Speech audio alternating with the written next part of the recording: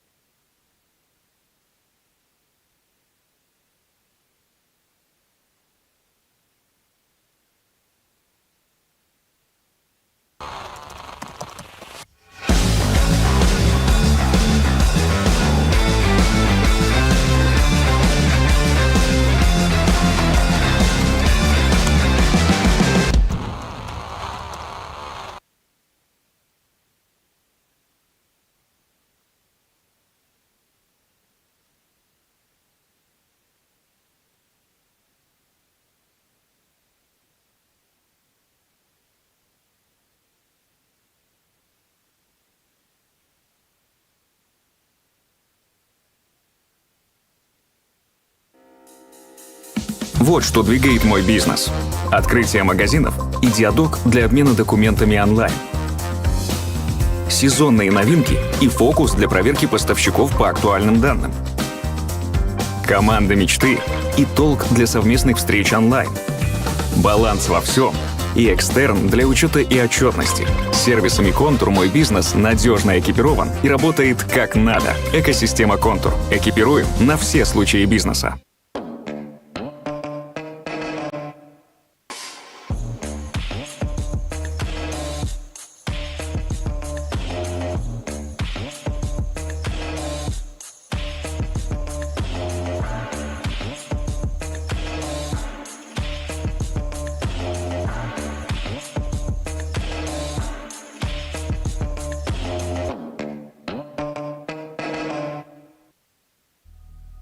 Лаборатория Касперского. Технологический лидер и единый партнер по кибербезопасности. 220 тысяч компаний в 200 странах и территориях доверяют нашей глобальной экспертизе и лучшим в своих классах продуктам эффективность которых подтверждена многочисленными тестами, рейтингами и наградами. Лаборатория Касперского. Активируй будущее.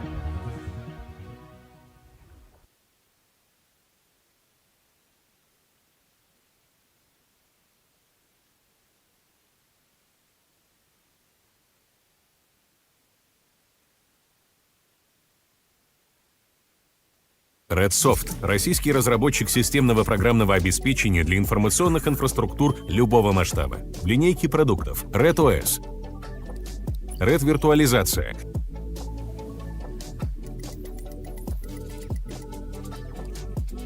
Red ADM, система управления базами данных Red базы данных.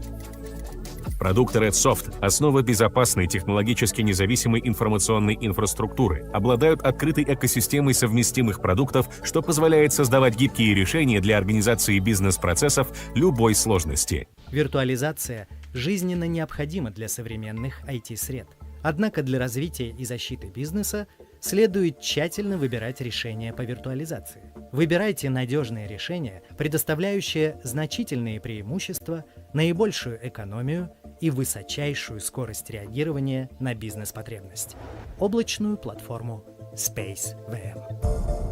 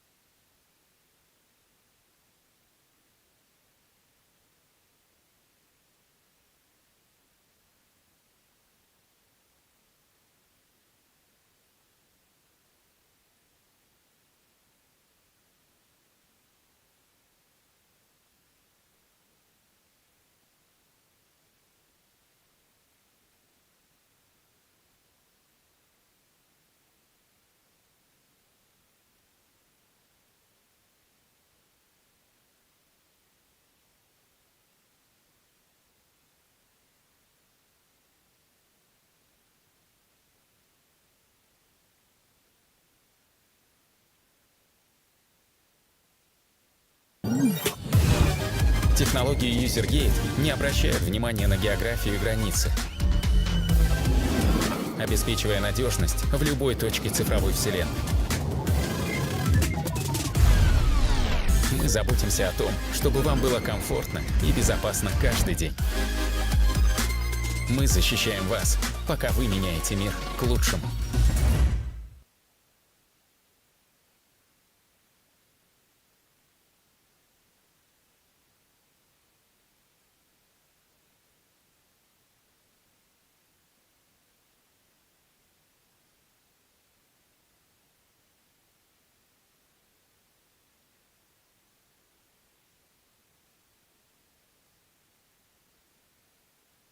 Предприниматель бесконечно может смотреть на три вещи. Как горит огонь в глазах команды, как растет поток клиентов и как работают деньги. Откройте расчетный счет в Акбарсбанке с доходом 15,5% на остаток.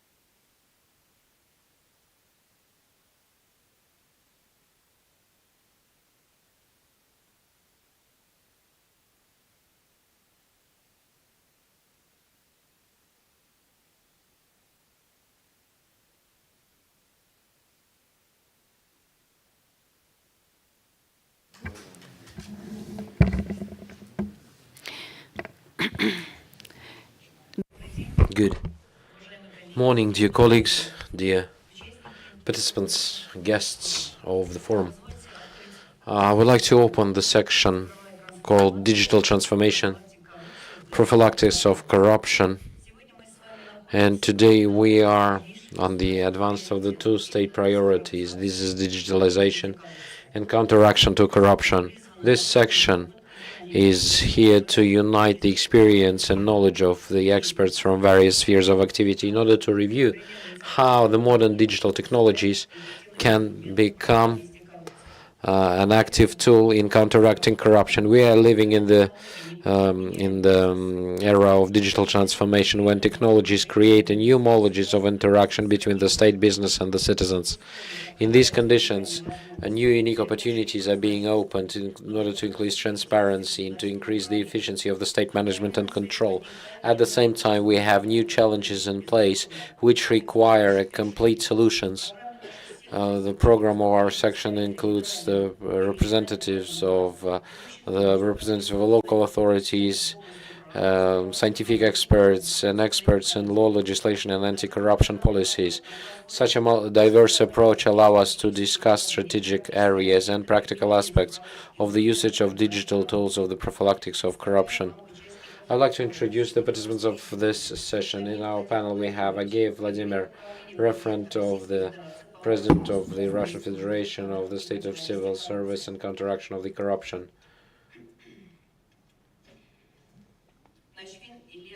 Nachvin Ilya, First Deputy Minister of Digital Development of State of IT and Communications of the Republic of Tatarstan.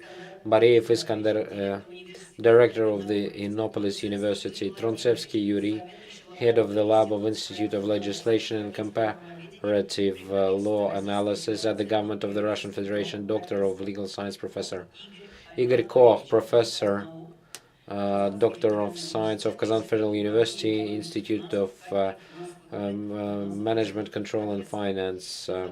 Tukhvatulin Timur, Head of the Center of Competencies and Prophylactics of Corruption of Moscow Transport Service Directorate, Executive Director of the Association of Anti-Corruption Expertise, the Professor of the Department of Public Law of Higher School of Economics, and Panishev Oleg, Chief Tutor of the Radio Physics Department of the Institute of Physics of KFU, Alexei Pankratov, Head of the Organizational Department of the Administration of Rais of the Republic of Tatarstan on the issues on the anti-corruption policy.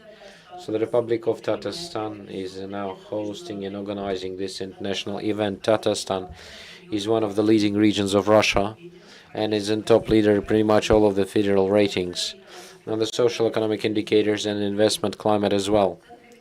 And our focus of the Republic of Tatarstan is human, the well-being of a person and citizen, comfort of living, the basis of implementation of the state programs, improvement of the quality of life of the population, effective economy, investments into main capital. In Tatarstan, we're implementing national projects of the state and public programs, and to minimize the corruption risks, to increase the transparency and of the managerial decisions made in cooperation with the business in terms of anti-corruption compliance. The main instrument of our anti-corruption policy of the state, it is the Commission of Coordination of Works on Counteracting Corruption, which is headed by our Rais of the Republic of Tatarstan, Mr. Rustam Minikhanov. For prophylactics and to minimize the corruptional risks, in the Republic of Tatarstan, we deliver the full range of the tools catered for the federal law and legislation. With great pleasure, I would like to give the floor to Ageev Vladimir Vladimirovich, Head of the Anti-Corruption Department or the Administration of the President of the Russian Federation. He is an expert in the sphere of civil service and anti-corruption policy. He has experience of working in the state control departments. As the representative of a presidential administration, he has information in an issue of the strategic planning of the anti-corruption measures at the federal level. Today, Vladimir Vladimirovich will deliver a welcome address, and I am convinced that his presentation will will energize all of our section. Well, when we were invited to this event, and with a welcome, have 10 minutes for the welcoming remarks, and I do hope that I will stick within the timing. Dear colleagues, we are very glad to welcome all of you in this important event, of the federal scale, which is quite successfully being organized in one of the oldest, but at the same time one of the most innovative and the youngest cities of Russia, the city of Kazan. It's not a secret that the anti-corruption department and civil service tracking is tracking how the local anti-corruption bodies work, and we also overlook the work such as prophylactics of corruption and have delivering the educational and informative events, and we are actually taking part in one of them. As far as I know, in the Republic of Tatarstan, annually there are thousands of such events being held, including topical deliveries, and we see that the Republic is paying paying attention to that at the highest possible level. I would like to note the Republican Anti-Corruption Forum with a very brief but very precise name called Alma Berme. In Russian can be interpreted as do not give and do not take. That is a very precise formulation, right in the purpose, and consequently that this year anti-corruption agenda, once again it is being discussed in the Republic of Tatarstan in the international format. Within the year 2025, we are aware that Kazan has successfully organized such international events as Russia Islamic World Kazan Forum in May and Rossky Russia-China Forum in August, where the issues related to counteraction to corruption was held, because the corruption doesn't have any boundaries, and people suffered from throughout everywhere on the planet. Now the issues that are going to be discussed within the special section of International Forum of Kazan Digital Week 2025, we're going to discuss this, plus this discussion will be covering the issues of the digital transformation and corruption prophylactics. In that regard, I would like to put an accent towards the fact that the digital transformation by the law of the President has established as one of the 7 top priorities of the development of the state for the period until 2013 up to perspective up to 2036. It's quite symbolic that today, on the 19th of September, the country is celebrating a big holiday, the Weaponry Professionals Day. And as the practice shows, the modern digital technologies, and this is a very efficient tool, a very efficient weapon to fight the corruption, a weapon that we have to use. In my report, I will briefly touch on 3 major aspects of it. You're aware of it. In the first place, a number of IT technologies which affect the corruption prophylactics. We're talking about the state systems catering for transparency of the civil service. In that regard, the unified info system of state purchases is should be mentioned as well. Federal Treasury is the operator of it. More than 1 million contracts every year are conducted. Tens of millions of payments are being delivered with trillions and trillions of rubles every year. Everything is open there and transparent for the executors, for the publicity, and for the state authorities. And this system is constantly developing. We are observing it, and we are effectively using it in our practical operation.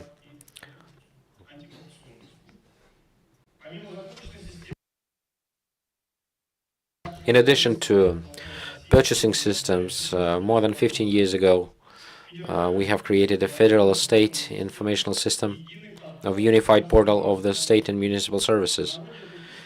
People is known as Gosuslugi portal or state services portal.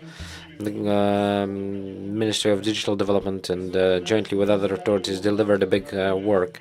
More than 100 million of citizens are using this portal today. More than 1,500 state services are delivered in the electronic format. Part of them are united within the life situations.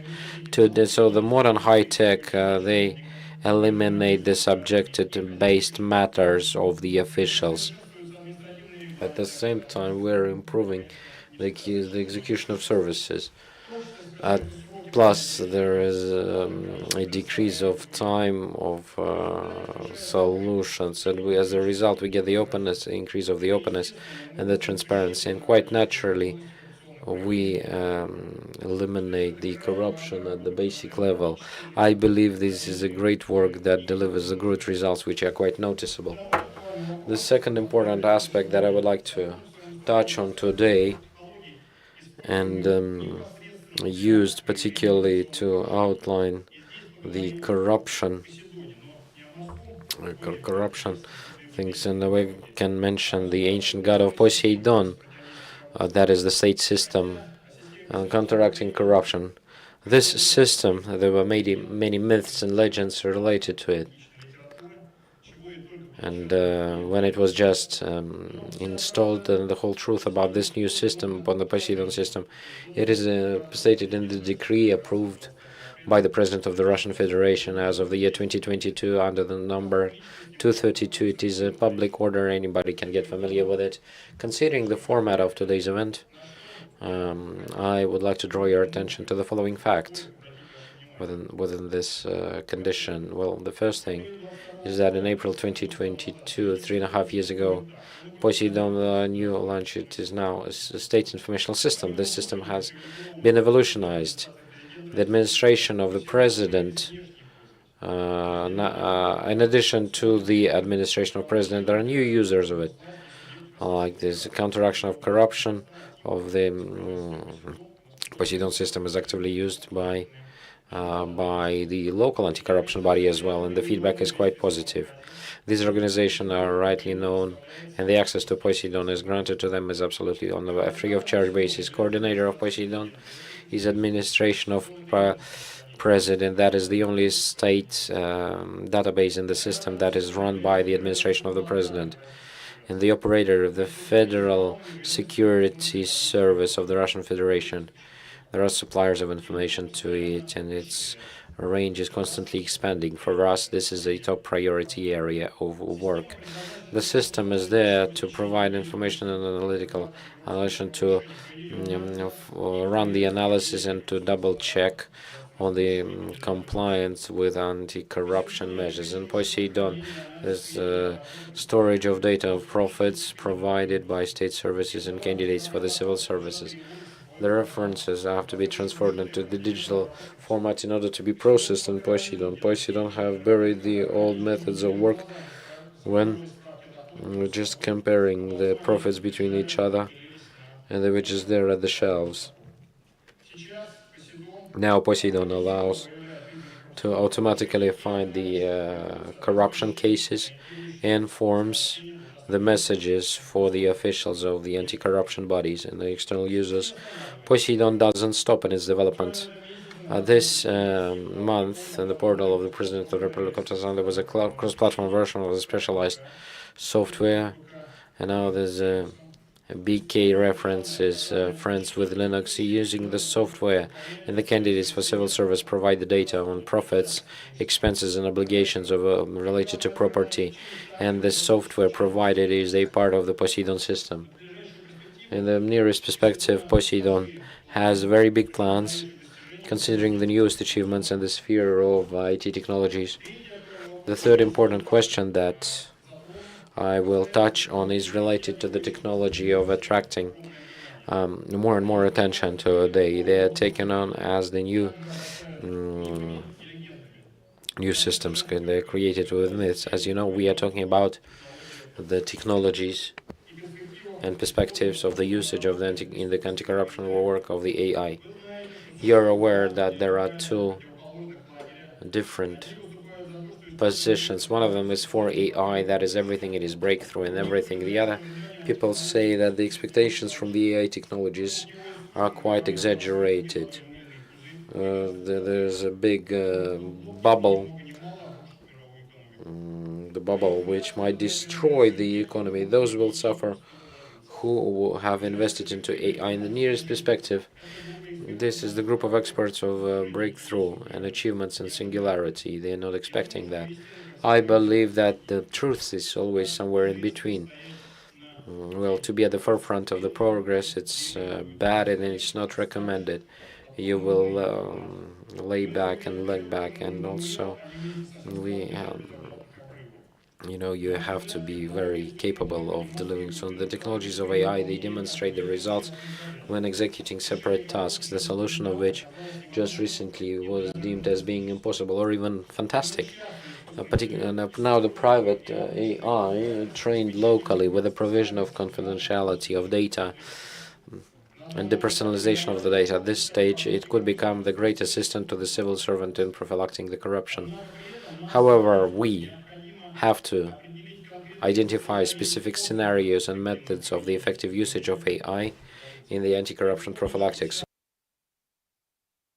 and to remember that the responsibility will lie within the civil servant. That's what it is put in our laws. Please utilize the AI with the most responsibility of it. AI can assist us in finding deviation from the rules, as well as to provide dynamic modeling and to have forecasts, but at the same time we see the problems of quality, and the most important, the quantity of data to be used for the training of the AI. It requires loads of especially marked data, the problem of maintenance of confidentiality when processing this data, as well as data created by the AI. And it's very important to to establish the outcomes formed by the AI. We shall consider that it makes the mistake, it makes the fraudulent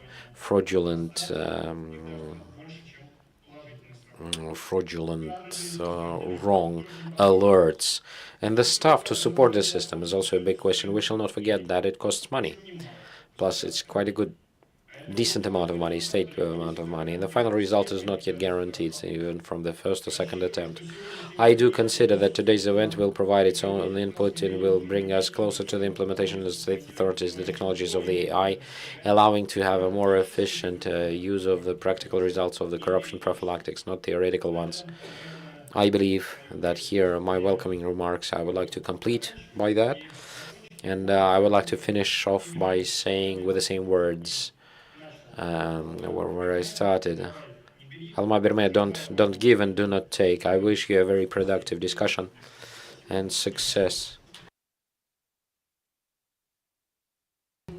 Thank you so much, Vladimir Vladimirovich, for a very high evaluation of our anti-corruption work, and also for the strategic vision of the role of digitalization in the anti-corruption policy. I believe that the perspective of the development of the federal initiatives and the need and the systematic approach of the implementation of the modern technologies, moving to the regional agenda.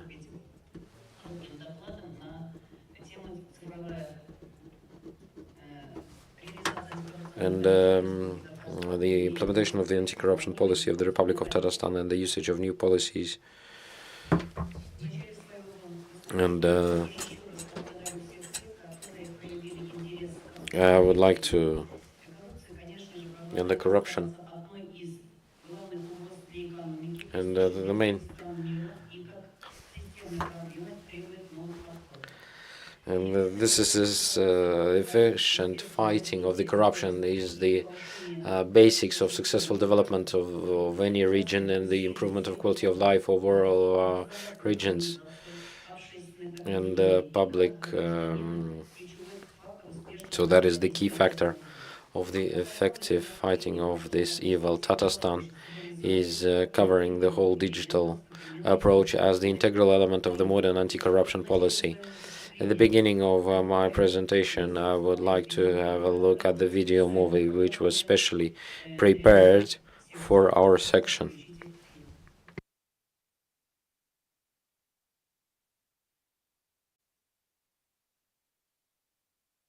Tatarstan, the place where 1,000 years of history meets the technologies of the future. By centuries, cultures merged together here, creating a new unique model of coexistence.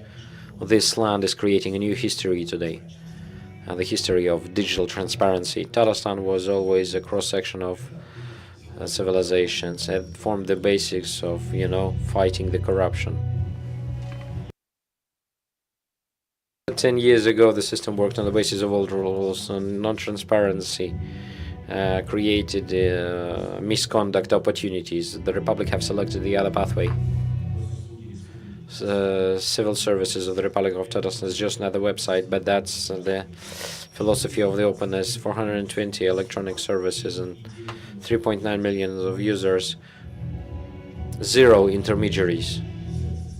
The heart of Tatarstan is the city of future, Innopolis. Every line of the code, that is the barrier of corruption, because the algorithm is not taking any bribes. Electronic trades saved 18 billion rubles in the recent 3 years, thanks to electronic queue to medicine, medical doctors.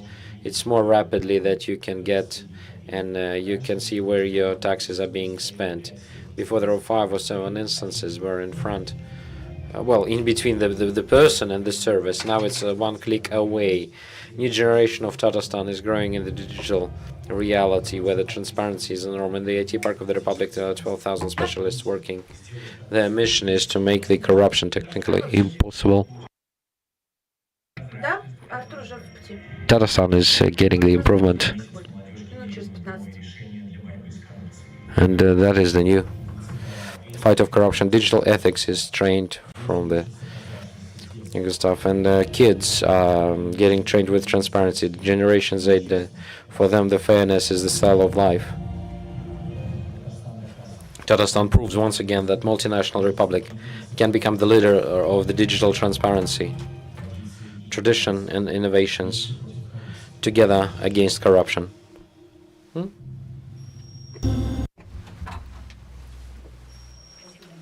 Thank you very much.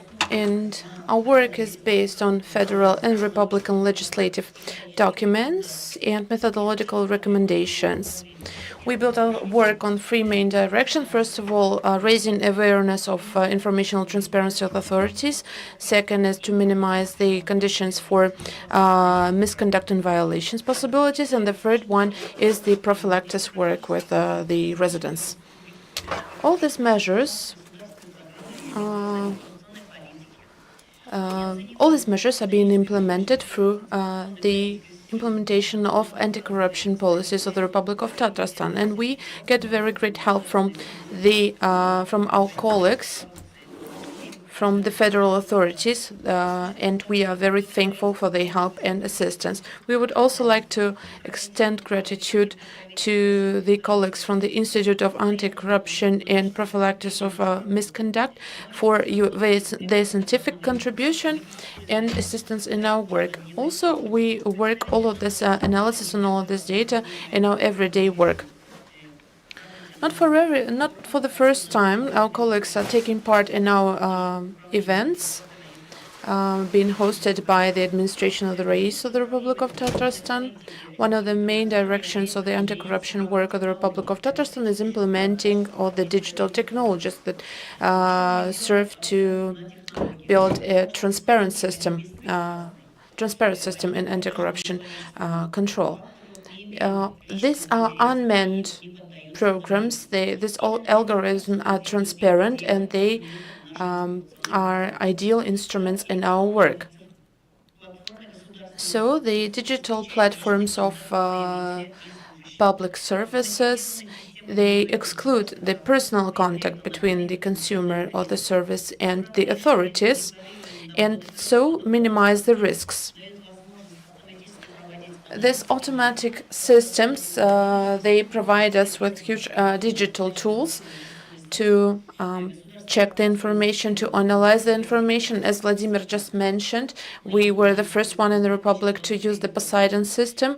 We use it since 2023, and one of the advantages of this work is the rapid the opportunity to make rapid checks of the information and to rapidly analyze the information. We use different types of systems implemented into this particular platform, and it helps us to find out violations in real-life time. For example, there was a case in one of the territories of the Republic of Tatarstan, and this system alarmed the authorities about some of the misconduct opportunities, and they were able to avoid it. On the slide, you can see the work that has been conducted through this system, which allowed us to work with more than 3,500 requests. We use the system in order to find out about the corruption ties. We use it also to get the feedback from the consumers and from the residents, and to get information about some of the violations that are being conducted. The Poseidon system helps us to minimize the risks and to make the work with the residents more transparent. As an example, you remember how the electronic request has been involved into the educational process, into filing submissions and filing applications to the educational institutions, which helped us to minimize the opportunities to violate some of the regulations there. Previously, one of the systems of road and transportation control was very corrupt, but through the Poseidon system and through the digitalization of the systems, we managed to make the system work more transparently. It all leads to the growth of trust among the residents of the Republic of Tatarstan, as a social questionnaires and feedback investigations say that most of the residents give positive feedback to the work of the systems, and the number of people who are ready to conduct violations or to conduct corruption crimes is sinking. Other social questionnaires and feedback investigations, they also say that the share of the residents who at least once were faced with corruption, violations, or misconduct has sank 20 times. As if compared to 2009, we see the sinking from 22% up to 6%, which is, of course, an evidence of the positive alternations in the work of the system. But at least there is a lot of work. Still, there is a lot of work to do. We believe that we need to use all the opportunities to prevent the misconduct and corrupt violations through the transparency of authorities and controlling of the documents and their work. We discuss all the issues with the deputies, with the senators during our discussions. We use different forms of cooperation and communication. We work together with the internal affairs departments and authorities. We also need to pay thanks here to the mass media representatives, because they pay a lot of attention to our work and announce the results of our work using their resources. Of course, huge thanks here to Business Online, Real Life, and other media resources. This is a huge effect for our work and is a great tool to prevent corruption. Another important idea behind this work is working with the personnel, human capital, and training of the future workforce is very important here. We have here the representatives of educational sector, and their work is very significant for this matter. Personnel, the workforce training is becoming more and more important, and I would like to pay your attention to these issues as well. You need to involve more practice-oriented speakers and tutors in order to implement, in order to make the training programs more successful. Currently, you have mentioned probably that the control on the correspondence of the expenses and revenues of the public servants is becoming a very important issue as well. During this work, we try to control bigger periods of times, and we also take into account not only the revenues and incomes, but also the property, the properties and real estate that is in the ownership of these people, especially what belongs also to the family members. In order to implement all of these obligations, to conduct these obligations, there is an anti-corruption compliance system which is implemented in the Republic of Tatarstan. We were the first who spread the information about these measures and obligations among all the authorities in the Republic of Tatarstan and the municipalities of the Republic of Tatarstan. This system compiles of hundreds of documents and regulations that are devoted to the issues of corruption prevention.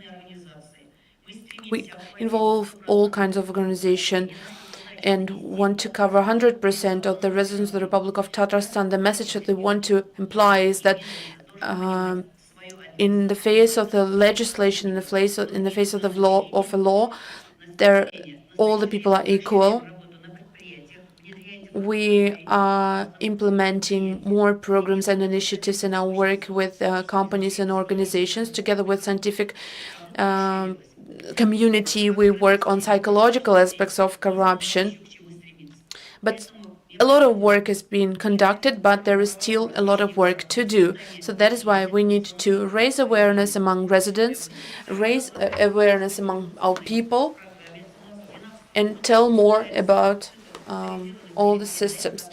We have also a cycle of television programs, not only for the Republic of Tatarstan, but they are available also in other regions of the Russian Federation. The topics of these television programs, they cover all the issues where the corruption violations may arise. And we want to stimulate the work with the mass media organizations. We have an annual content of journalist investigations of corruption violations in the Republic of Tatarstan. Vladimir already said that we are one of the most efficient regions in the Russian Federation. We may say that every day we have 10 materials a day being worked on, which is a huge amount of materials that we analyze. Our work proves that technological innovation, together with systematic approach, avails us to minimize the risks and raise awareness among the people. In conclusion, I would like to note that technology is just an instrument, a tool. The main thing is the willingness to change and make your work transparent. As President Putin recently said at the Eastern Economic Forum, you cannot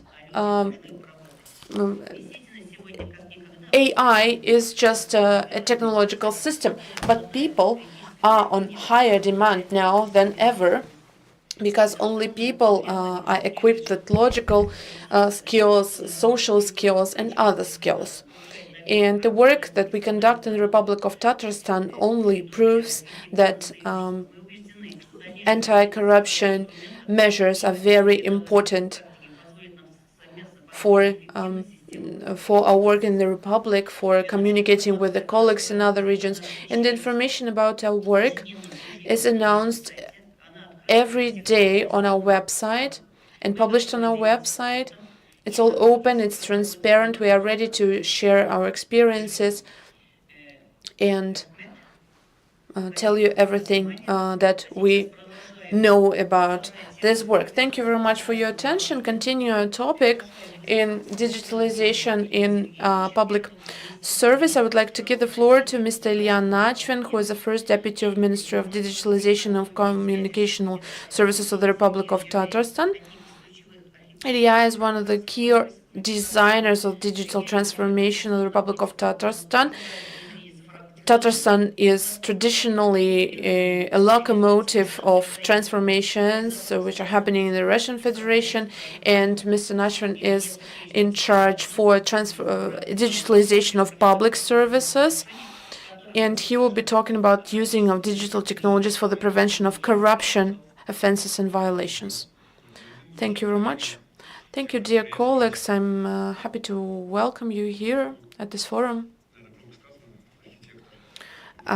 Being a designer, being called a designer is too much, I think. We are all designers on this work. Of course, this is the last day of the forum today. I'm very happy to welcome all of you to this forum, and we are happy that this platform shows that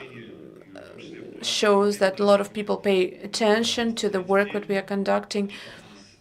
For the third day, the platform is working now, and we have more than 20,000 visitors already. It's for the sixth time. It's been organized for the sixth time in the Republic of Tatarstan, and we see how the interest is growing towards this event. And all of the regions of the Russian Federation were presented here in this event. You could have mentioned it in the program.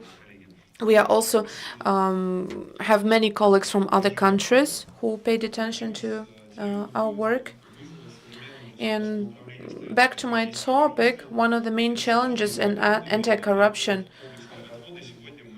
activity is that this work needs to be addressed in a complex approach. Because we now live in a world where every action leaves a trace, and using digital technologies can help us to minimize the risks of corruption offenses. And I would like to show you now how the digital services can help you with this work. We have four main principles. It's first to minimize the human trace. Second is the maximum transparency. The third one is the digital monitoring, and the fourth one is the raising awareness and attracting people to the control activities. Traditionally, in order to get the services to public services online, you remember just 5 years ago, it all was huge amount of paperwork and many instances that you had to visit. And all of these interactions created a potential soil for corruption offenses. And in 2022, we finished our work in digitalization of these processes. And now we are so adjusted to the fact that we can easily get every service online.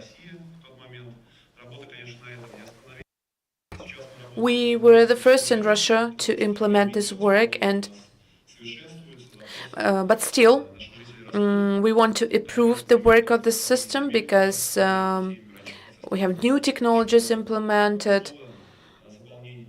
Still, there are a lot of manual work left. After we hosted re-engineering programs and initiatives, it became easier, for example, for people with a lot of kids to get the services online, to get information about the husband, about the wife, in order to file applications to all the instances that you need. It's all now happening online, which is very convenient. Despite electronic services are very developed, still more than 15,000 of people decide to go to the multifunctional centers because they trust this channel very much. We have all the numbers proving that people do believe in this multifunctional centers, and they do trust the specialists who work there. Starting from 2016, we have more than 50 million of services conducted through the multifunctional centers. And in these multifunctional centers, we also minimize the corruption risks, because the employers there, they cannot ask for more documents, for example, or some other actions to be done. We even minimize the courier delivery of documents. We almost transferred all the paperwork online, into the online format. You can apply a file application in one multifunctional center and then get your document or get your service in another multifunctional center. So there is no territorial problem as well for the residents.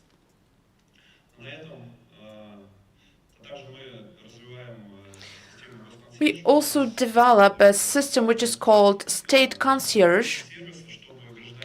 The main message behind the service is to spare time and not go in there by yourself into multifunctional center. You can address a specialist online through the video conference calls. You can send photos of all the documents or scan the documents and send them to the specialist. You can even take a photo of the paper, of the hard copy of the document, and send them to the specialist. This is a kind of a personal support that is provided to the consumers. There's also a video recording of these meetings, and the federal authorities also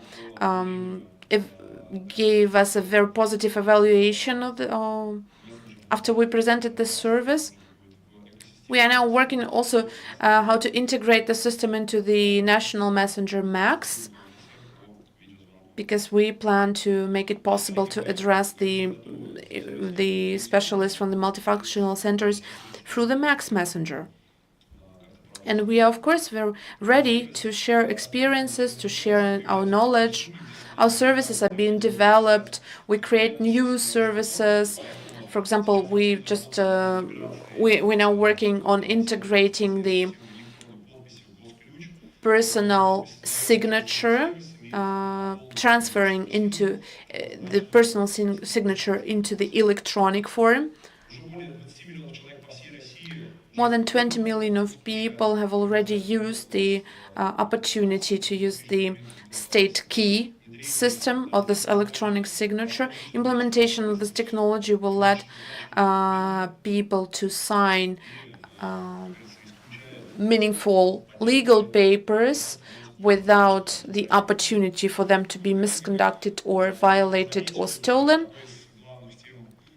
And I think you have noticed that one of the topics of the current forum is the development of the MAX Messenger. We've devoted many of the sections and discussions to this platform, and I would like also to pay your attention to this platform. The Republic of Tatarstan was chosen as one of the pilot regions to implement and integrate the MAX Messenger into our work. It was presented during this St. Petersburg Economic Forum.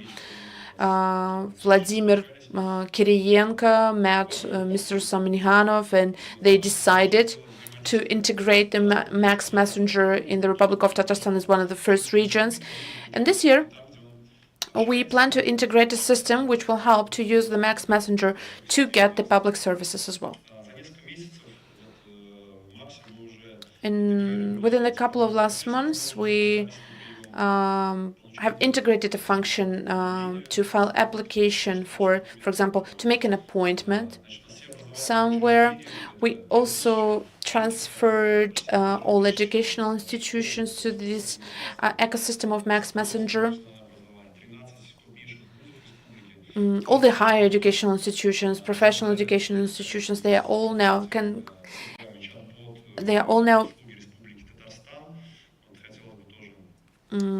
in using the ecosystem of Max. We, for a long time in the Republic, we were developing the regional portal of regional platform of state services, public services, which was very important for the residents of the Republic as well. Last year, it conducted 13 million of transactions through this platform. We know what services are on highest demand. First of all, the communal services, making medical appointments, file an application to the kindergartens, or paying fines. These are the services that are used every day. And now we transferred all of this into the Max Messenger, and using this channel, you may now get all the services done through the Max Messenger, through the chatbot.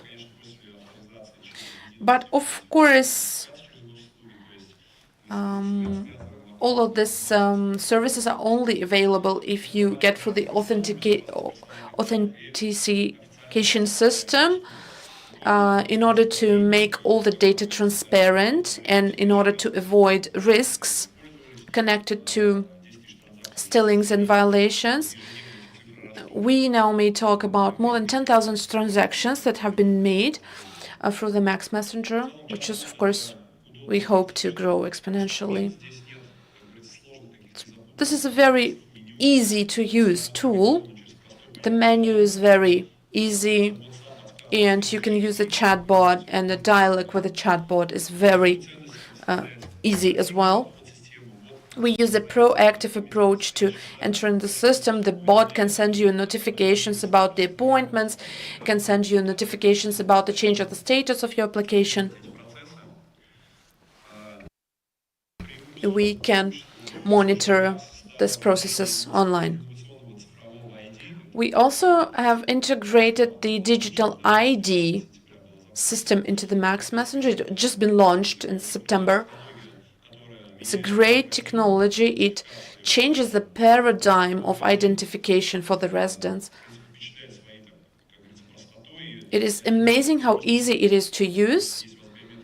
And if you have already have your biometric data connected to your account in the public services portal, you can just use your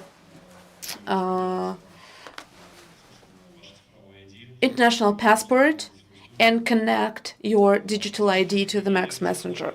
Using this technology is on set now, and just next week we are going to launch this function in one of the hotels in the IT park. We want to try transfer the checking in procedure to the system, because it can help also to secure the personal data of the consumers, because when you need to check into the hotel, you need to give your passport, need your passport to be copied and stuff. We want to integrate the system of copying the and scanning all of the documents that are needed. For example, you can exchange your student ID or your library ID card also online. We even think of creating a function where you could add the certificate of certificates that are given to the people with many kids, so that it will be easier for them to use it. We work closely there with the Ministry of Culture, and the certificates, they give some of the advantages for going to the museums, to go to visiting some other cultural institutions, and we want the certificate to be integrated into the digital ID as well. As I already mentioned at the beginning of my speech, is that our top priority is to raise awareness and involve more people into our work, and the public control is a Tatarstan analog of this work. It's been implemented since 15 years ago already, and the residents of the Republic of Tatarstan, they know about the service. It's called Народный контроль, or public control. The residents can, in real life time, announce and give information about some violations, and the development of this platform become very useful tool for corruption prevention, because it happens very easy and very fast. They can give information about all kinds of violations, and then it will be checked by the corresponding authorities. We work on thousands of applications every day, and the people can follow the status of the applications in the system online, and it is a very motivating tool for them to be part of this public control system. And the most important thing is that only the resident who filed the application can can end up his application and say that, yes, the service has been conducted. We, of course, cannot underestimate the system of electronic document exchange, which was implemented many years ago. It creates transparent environment for the documents online. All the documents are being fixed and put under control. It excludes the opportunity to lose documents, especially those documents which are uncomfortable or tricky. We have more than 55,000 registered users, and we are talking about 30,000 of documents created every day with 11,000 resolutions on them. And the system has already registered 65 million of unique documents in the system. I'd like to attract your attention to the technology which will lead the digital transformation and the use of AI technologies in the Republic of Tatarstan and Russia as well, is the Gazprompt system. It is a very useful tool for all of the services, and I here agree with my colleague Vladimir that we need an online system that will be helping us to work with documents. And one of the brightest examples is our work in Gazprompt platform. It contains of many LLM models. It understands very deeply the structure of work, the regulations, the legislative regulations. I would like to show you a short video on working with Gazprompt.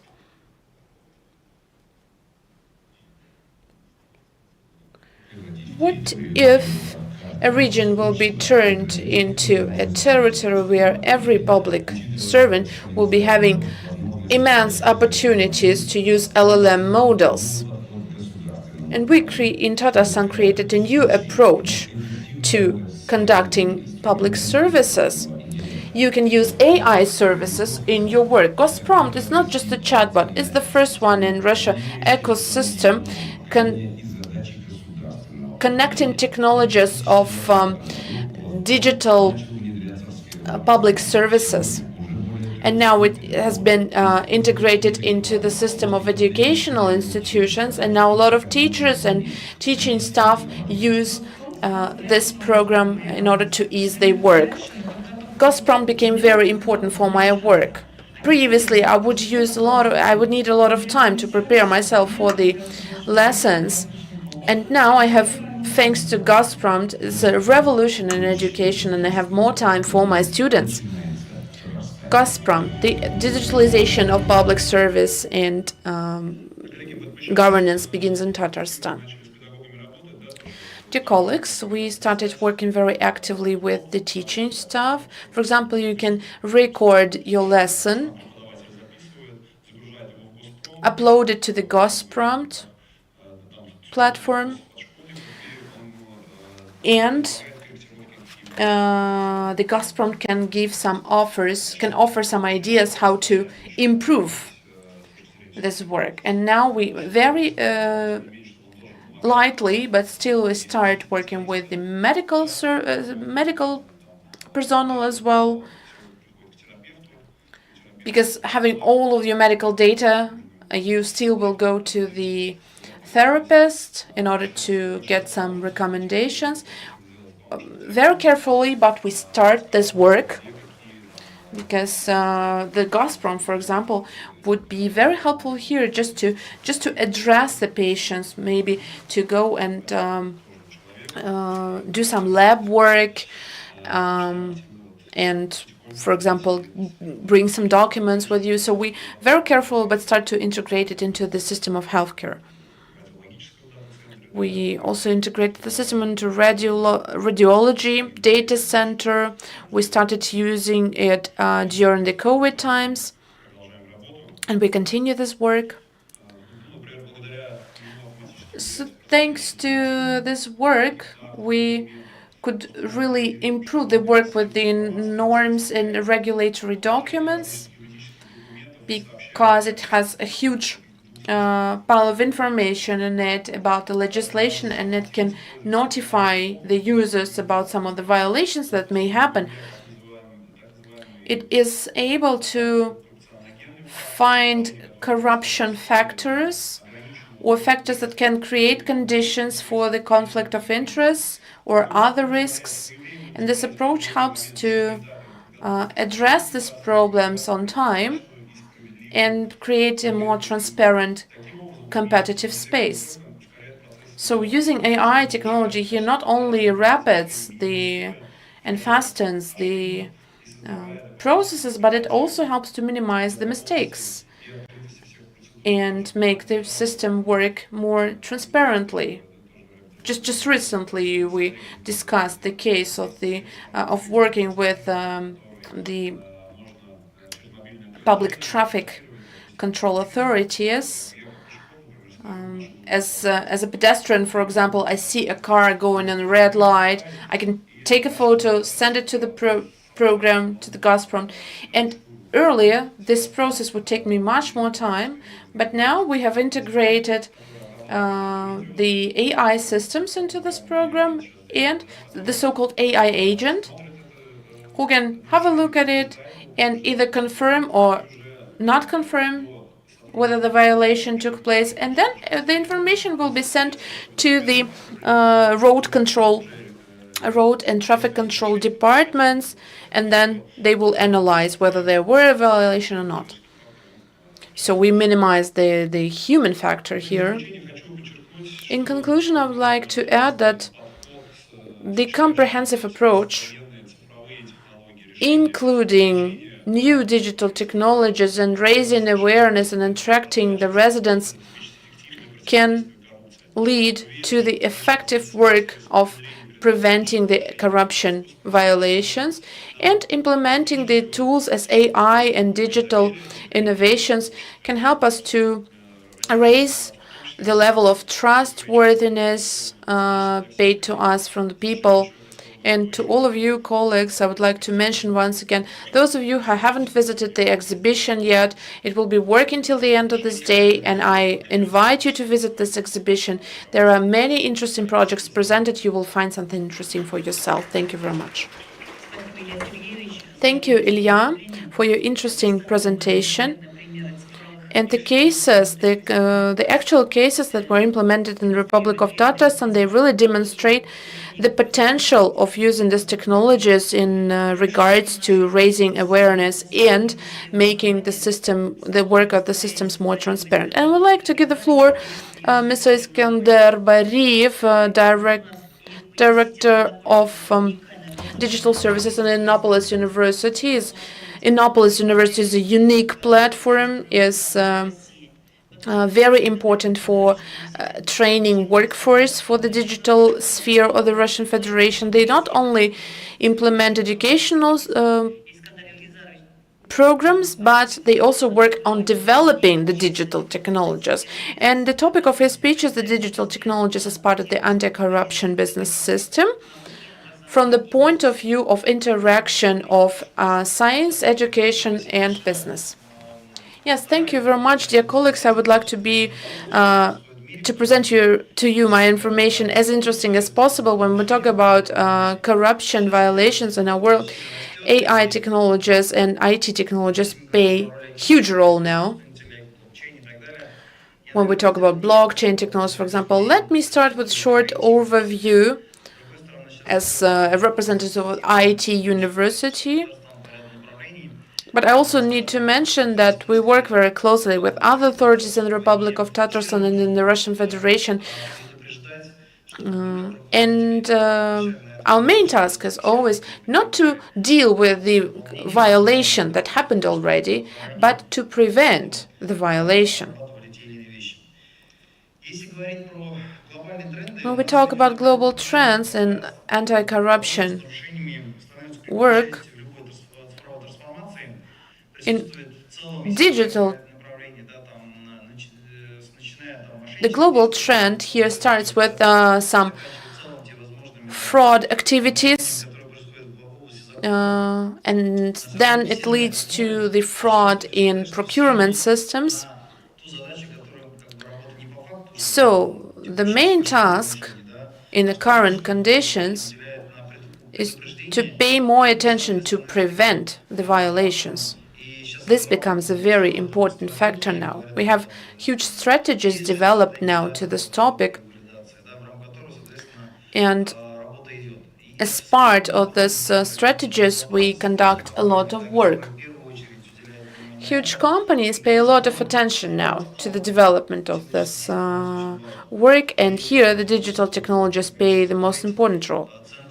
I was surprised when we had a look at the centers that work inside of the companies. 70 up to 80% of the personnel who work for these companies, these are IT specialists. They write algorithms for AI technologies, and now they re-interact themselves into working with the systems and integrating the system, and therefore the role of the IT university becomes more and more important now in order to work with the structures inside of this program, inside of these companies. We need to prepare the workforce who will be ready to work not only to code or design websites. They need to also understand the legislative systems and then successfully solve tasks.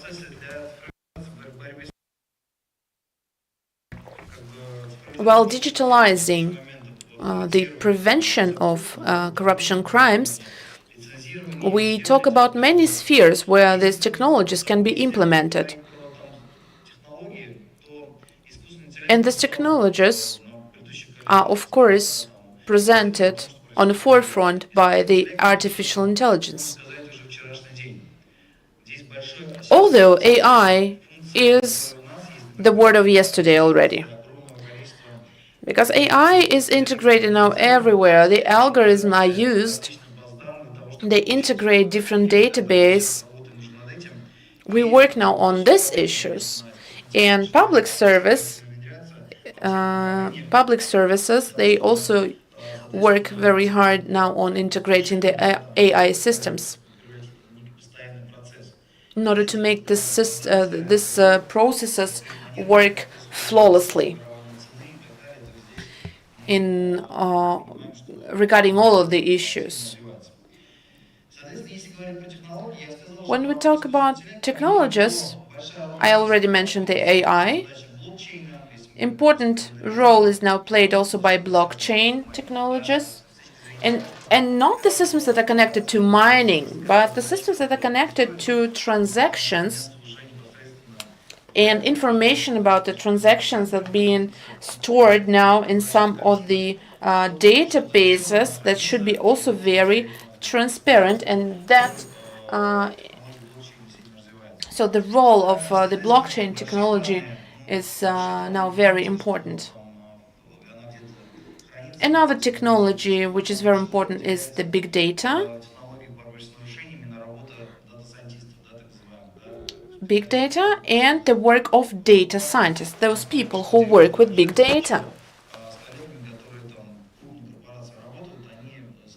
We just recently worked with some large company who wanted to work with us on educating the workforce and the employers to work with big data.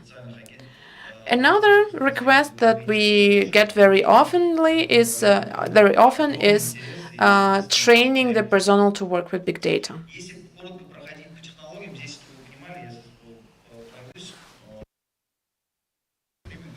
When we talk about implementing all these technologies, let us start again with artificial intelligence. AI implementation gives very interesting results. Some of them were already mentioned by my colleagues from the Ministry of Digitalization.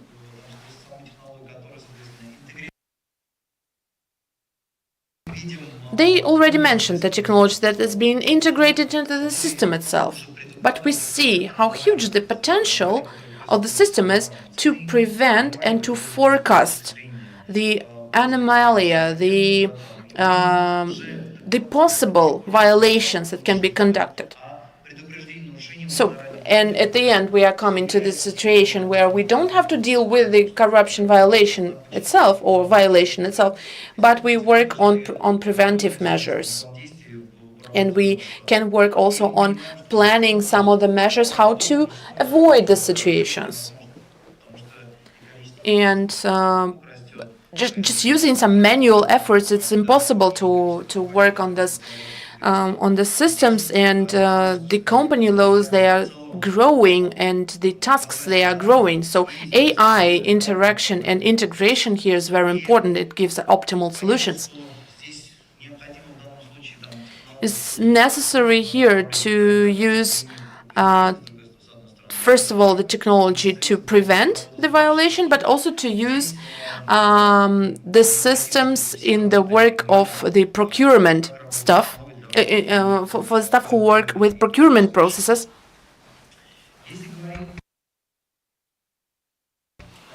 When we then move to the blockchain technologies, I started already talking about it. The comprehensive platforms of blockchain technologies, they can fix and notice all the transactions, all the attempts that are being made to change some data. They are impossible in the systems. And when we talk about the public services who can integrate the services, as we as IT university, we are provider of these blockchain technologies as well. We now form the architecture of these programs in a way that we can provide the systems with distribution of the services where you cannot change the data. In traditional systems, we can see some ambiguity arising, and this is possible to happen. But when we use the distributed range of processes integrated into the work of the system, then it becomes more transparent. Going to the challenges and issues for the anti-corruption activities, it's not now only about the financing processes and financial processes. We mostly talk about the lack of resources and, first of all, human capital resources. When we talk about the technological teams who work in contract with IT companies, they are a little bit in avant-garde of this work, but the services who will be using these technologies, they are not that developed now. So we need to find a way to communicate between these two teams. And lack of finance is also a huge issue here, and lack of knowledge as well.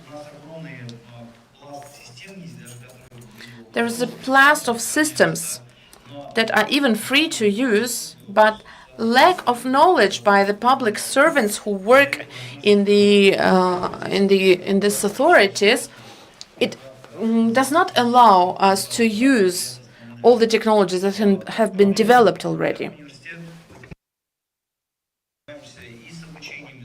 As a university, we work also in consulting and explaining how the systems can be implemented in order to modernize, to improve their work,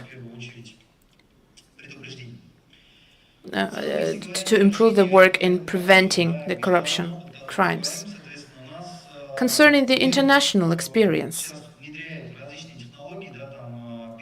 a lot of technologies are being integrated and implemented around the world, and some of them show some very interesting results.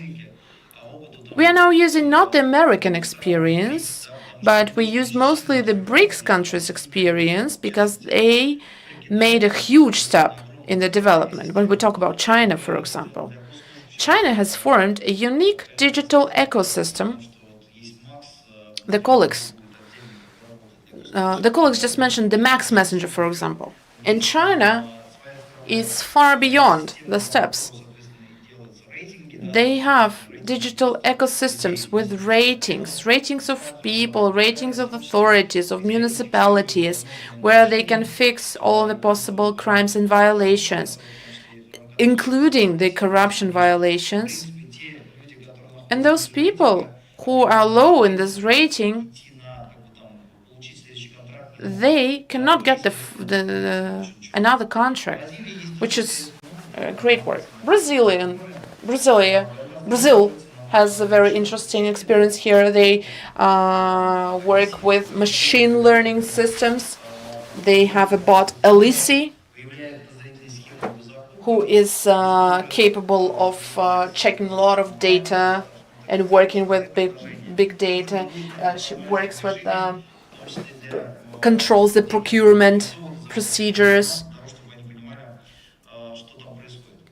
and can prevent the violations and make the system work more transparently. But some of the things can be also implemented here. Concerning the Russian experience, many of you may know about it, but still, there are some systems that are raising and improving the transparency. One of the platforms is the tax service platform, AIS Nalog 3 or AIS Tax 3.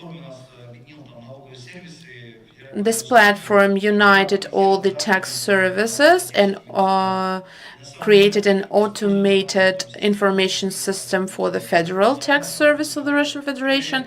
The functions allow you to automate the accounting systems and analysis work.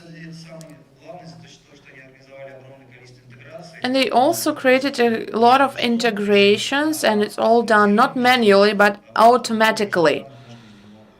They work with huge pile of data. Of course, geoinformation system Poseidon for anti-corruption activities. They are now working on some of the improvements for data collection, data storage, using also AI technologies. I would recommend you to get acquainted with the system because some of these things from there can be very interesting. We are ready to create separate offers for you if you are interested. Another system is anti-cartel. It's for the transparency of procurement procedures and trading. It helps to improve the transparency of the systems. Talking about the future of anti-corruption technologies, I think and I believe that we are going to face the transfer to the AI systems who would be taught not to do everything, but to work with specific data masses. They would be able to prevent and notify the leadership of companies or authorities on the possibility of the possible crime or violation that is about to be conducted. We work very actively in many regions of the Russian Federation already when we monitor the infrastructure of the projects and analyze the order that has been made and what has been conducted in order to fulfill this order. We work not only those people who ordered a task or a system, for example, to be developed, but we work also with some of the specific cases. For example, when we talk about drones or BIM technologies, in the informational systems, they gave us the opportunity to observe all the processes, how the processes are conducted in real life time. And at the same time, IoT technologies with the sensors, for example, are very helpful also. They all can become a part of automated control systems. At the same time, talking about the future, we can also work on the analysis of behavior systems. The point of view of development of AI and digital technologies, they analyze everything starting from social networks, channels, Telegram channels, messengers.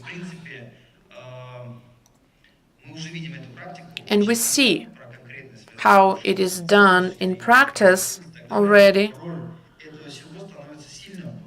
how important the role of all of these control systems becomes. It's not only about social engineering now, it's about behavior analysis, which can provide you with specific information that will help you to prevent violations, offenses, crimes, misconduct. We should be a step ahead before the crime has been conducted, so that we would not allow our employers to put themselves into these situations. Finishing up, I would like to also mention the offers of the Innopolis University. These technologies that we work with, we work not only in the context of the Republic of Tatarstan, we work with other regions as well. We implement a lot of our ideas, and we help in analyzing declarations and procurement and controlling the procurement procedures. We can get some interesting information from there. These informational systems are not that pricey. You can use them in the open source regime. We can help you create systems for preventive control regime, automative document analysis, so that we can predict and know ahead what is going to happen. Thank you very much. Thank you, Iskander, for your innovative vision, and all of your offers seem to be very interesting. Using this opportunity, I would like to present that today in our audience we have a lot of scientists who are not famous only in the Republic of Tatarstan, but they are very active in the Russian Federation as well. Viktor Kabanov, Igor Izmailov, and Rail Krasilnikov. They are all here with us in the audience. And thanks to the deep and scientific focus of our discussion, I would like to give the floor to the next speaker, to the Doctor of Science and Legislation, Mr.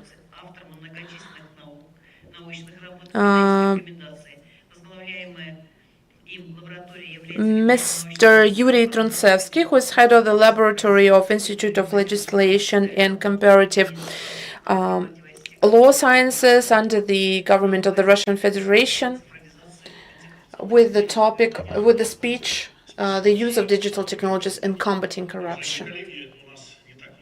Dear colleagues, there are not that much left. I'd like to be brief, but first of all, I would like to mention the issues of e-Kazan, e-Tatarstan, and transparent Tatarstan.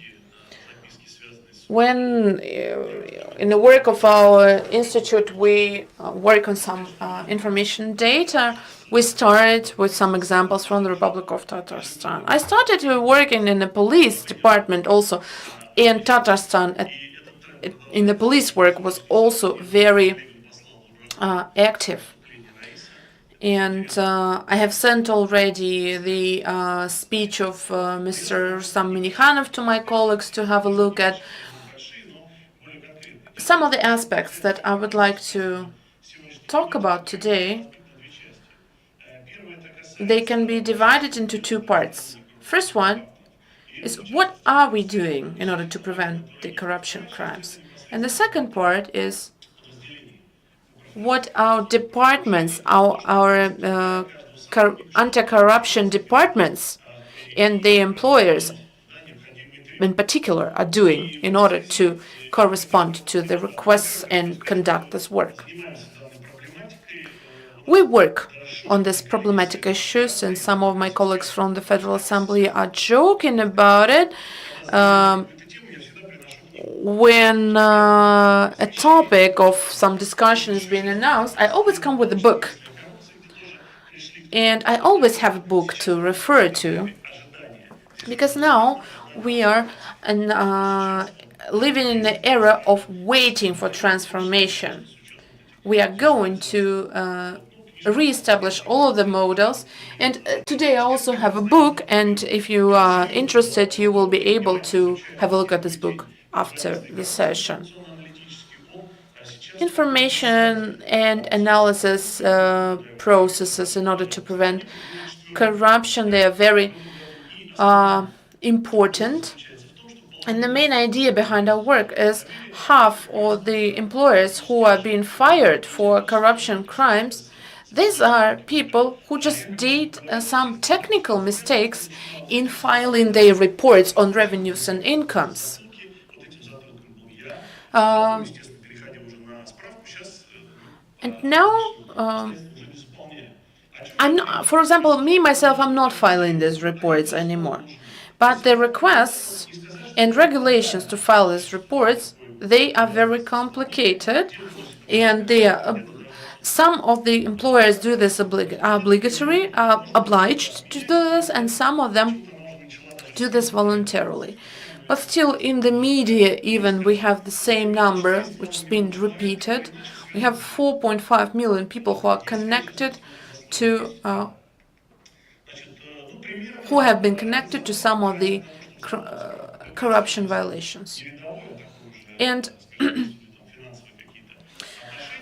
if we talk about some of the employers, to file this kind of report, it will take you 3 days.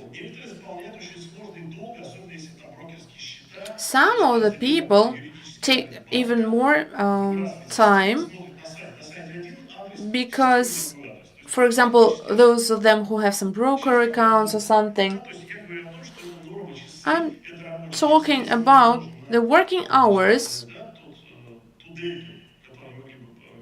then multiplied by the delta of the governance economy, it leads to huge costs.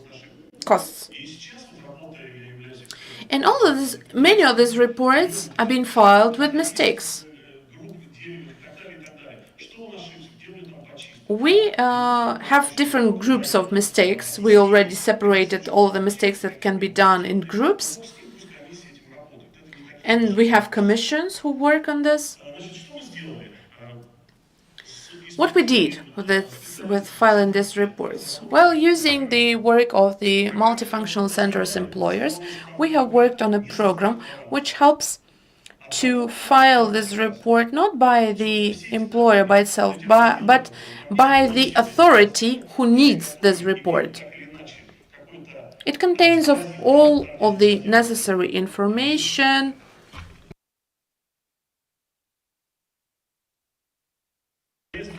contains the information about all kinds of property, all the accounts that belong to this particular person. So in one click, you can file this report. Then this report will be sent to the employer itself, and he will either confirm it or not confirm it. So he has to check first whether all the information put in the system is right. He will put on confirm, and then all these mistakes can be prevented, all these mistakes can be predicted and can be avoided. I'm talking to different kinds of colleagues of mine on these issues, but some of the information the system will not be able to file without the employer itself, because this information is not included into the digital actives. But now it is already not a problem because we have a lot of different systems. Let's talk about the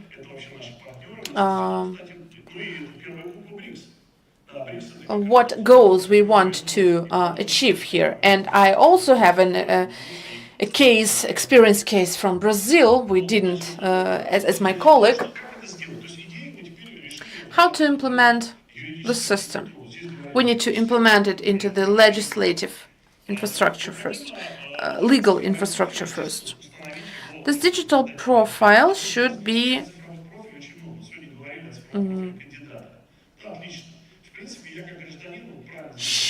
determined as a legislative form, first of all, because we have a lot of digital forms now and personal forms. And me, as a citizen, for example, I'm ready to create my digital profile in order not to be, in order not to do all the paperwork all the time. So for this case, you need to create a digital profile, put it into the system, and of course, put it through the security system. And this digital profile would, with your permission, it will allow you, with all the traces made, what have been done for this digital profile, and then you can use this digital profile to file all the reports, all the documents that you need. So this is our idea. What's the advantages of the system? First of all, of course, I'm talking from the scientific point of view, and it may seem a little bit vague, but still. In December, we're going to host a conference on this topic, and if we just hosted a meeting with the General Prosecutor of the Russian Federation last December, in December 2024, and the prosecutor of the Russian Federation said that we need to work on pre-filed reports. This was one of the locomotive solutions that we based ourselves in starting this work. This is a huge and very useful preventive tool. And we, as scientific society, community, we would love to start on this work. And this particular case that I've been talking about and our offer, it can become very interesting to implement. The second aspect I wanted to pay attention to is that the colleagues were talking about business. Business works with anti-corruption compliance systems. They have accepted all the standards, ICO standards. They have departments, they have people, working hours for that. But there are some authorities for us, public authorities, who cannot take part in procurement procedures, for example. You have a look at the company. This was a small business, a medium business maybe. When we start looking precisely on this, and there are huge amount of money transferred from small and medium businesses to the authorities in order to be able to conduct the activities. And if we talk about large companies, they are monopolists on this market. So huge companies, they are ahead with regards to the Article 13.3. But when we talk about small and medium businesses, the prosecutor's office will be checking the information on these enterprises. You need to file all the documents, compliance documents, within 6 days, and the ethics code and other documents. Why and how is it possible to do this in such a short time? What do we suggest here? These companies are just small companies that are not able to provide all the measures for corruption prevention. And I think there are 4 variants of solving this compliance problem here. First of all, they may go and use the corporate approach. The second one is the included approach, when the company includes larger enterprises for the internal control systems, internal control procedures. I've just been talking to some colleagues about it. This is going to be pricey. Just spreading the compliance expenses to the suppliers would be, of course, very pricey. But this is a possible variant of them being automatically included into the system. This at least will give them the opportunity to participate in this process. So all the compliance would be obligatory. The third one is the obligatory compliance, and the fourth one is the platform compliance. For example, we have a mobile app which will be telling the small and medium businesses what to do every hour. They will give all of the information about individual services, risks, and legal norms and regulations. This will help us to solve problems and give the small and medium businesses the opportunity to develop and grow. And it also will exclude the possibility to provoke the employers to be bribed by the representatives of the small and medium businesses. And the small, of course, when this is possible, this is happening, and we need to come to these businesses and say, there is a platform you can use. You don't need to bribe anyone anymore. Because we can see that neuro technologies can help us with it. But now this mobile app, as an app, as a subject of some of the sphere, can be a possible way out for helping the small businesses. Interesting is there.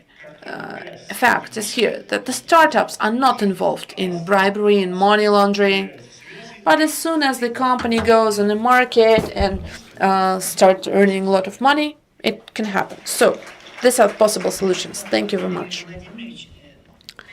Thank you, Yuri. These are some very interesting ideas that you have presented in filing reports, of course, but still, we, public servants, we have to file transparent reports on our expenses and incomes. In order to improve the economic context of our discussion, I would like to give the floor to Mr. Igor Koch, Professor Igor Koch, from the Institute of Management, Economy and Finances of the Kazan Federal University. And he is dealing with the issues of digital technologies for public administration. And today, Professor Koch is going to give a speech on the digital rubble. Thank you very much, dear colleagues. Today we are talking about digital rubble. And I think every one of you heard about the program has been implemented by the Central Bank of the Russian Federation and some of the commercial banks as an experiment. But in 2026, we anticipate that digital rubble will be on high demand and in high use.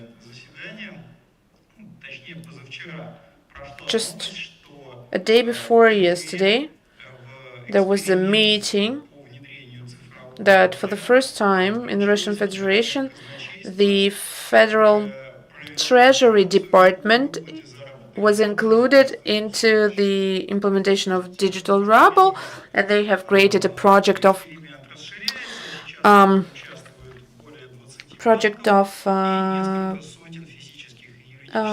paying salaries using the digital rubles. And just day before yesterday, the experiment on integrating and implementing the digital rubble was joined by the Federal Treasury Office, which is one of the main representatives of this procedure, namely the state. So what is a digital rubble? Many of you have heard about it, but maybe not many of you know exactly what it is. This is another new form of national currency. We got used to cash and credit money, but now we are working on digital ruble as a third type of national currency. What we can say for sure now, or can predict now, with a level of confidence, that digital ruble will be used by both physical consumers and economic entities, and this instrument will be available to all of the players on the market as the cash ruble. Of course, it's going to be voluntarily. Nobody will be drenched to do this, to use the digital rubles. You are about to choose the form that you would like to use, either digital or cash. And we anticipate the possible dates of implementing of this currency as the second half of the 2026. Of course, the dates have been postponed. We've been waiting for this since 2023, and each year has been postponed and postponed. But now we think that we are heading towards the real implementation.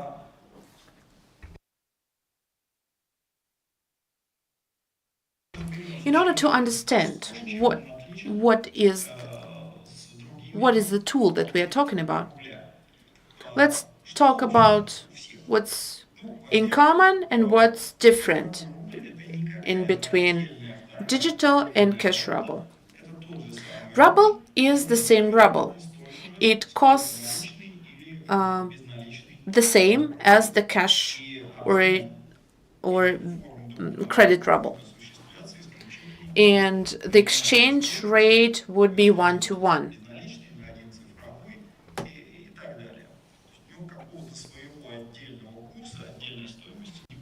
So there is no specific currency rate for the digital ruble.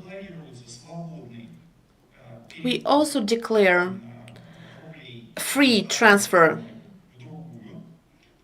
between the forms of rubles, although digital ruble will not be able to be transferred to the online, to cash,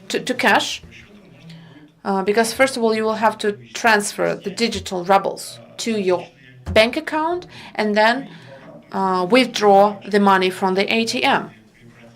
And the same procedure goes in reverse. So you first have to put it on your bank account and then exchange the bank money to the digital rubles. So there will be, of course, the additional step. What else is in common? These forms are not limited in use for paying for goods and services, including tax pays and other fines and pays. There are no limitations, no restrictions on using digital rubles for transactions. And of course, no good or service supplier can reject the digital rubles.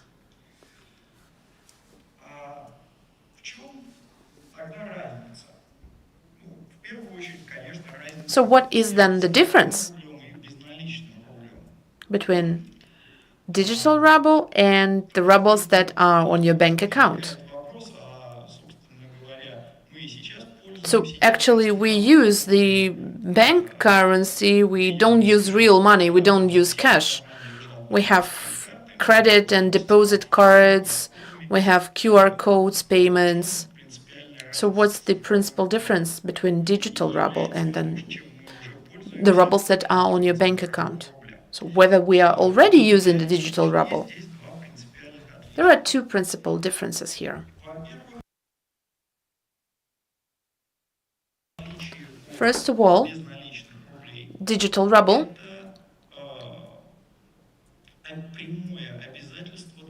is a direct obligation provided by the central bank of the Russian Federation, not some commercial banks.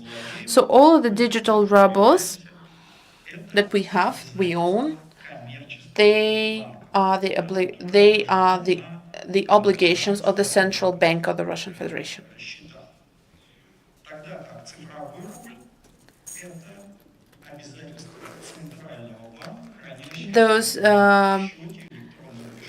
The digital ruble is the obligation of the digital system of the central bank with no interaction of commercial banks. We will come back to this question later. And secondly, at least for now, in accordance with the legislation, digital ruble can only be used for paying for services, purchasing services and goods, but cannot be used for financial operations.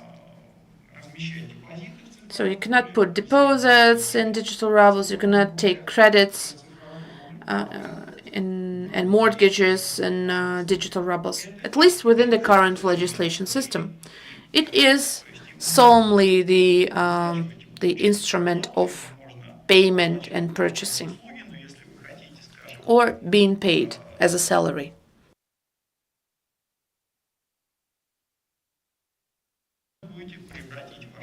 But if it means that you will have to turn your digital rubles into the money on your bank account, or vice versa, if you want to get a credit or mortgage, you get the money on your bank account and not in digital form. No digital rubles here. A lot of questions arise here regarding this particular issue, but unfortunately, there are no answers yet. I believe that when we will get the first results of the experiment, we will be able to come up with some of the regulations. And finally, what are the advantages, including the issue of anti-corruption activities? For us, for users, for companies, digital ruble can protect us from the fact that the commercial bank can go bankrupt. It is not dependent on the existence or well-being of a commercial bank. It's a property of central bank.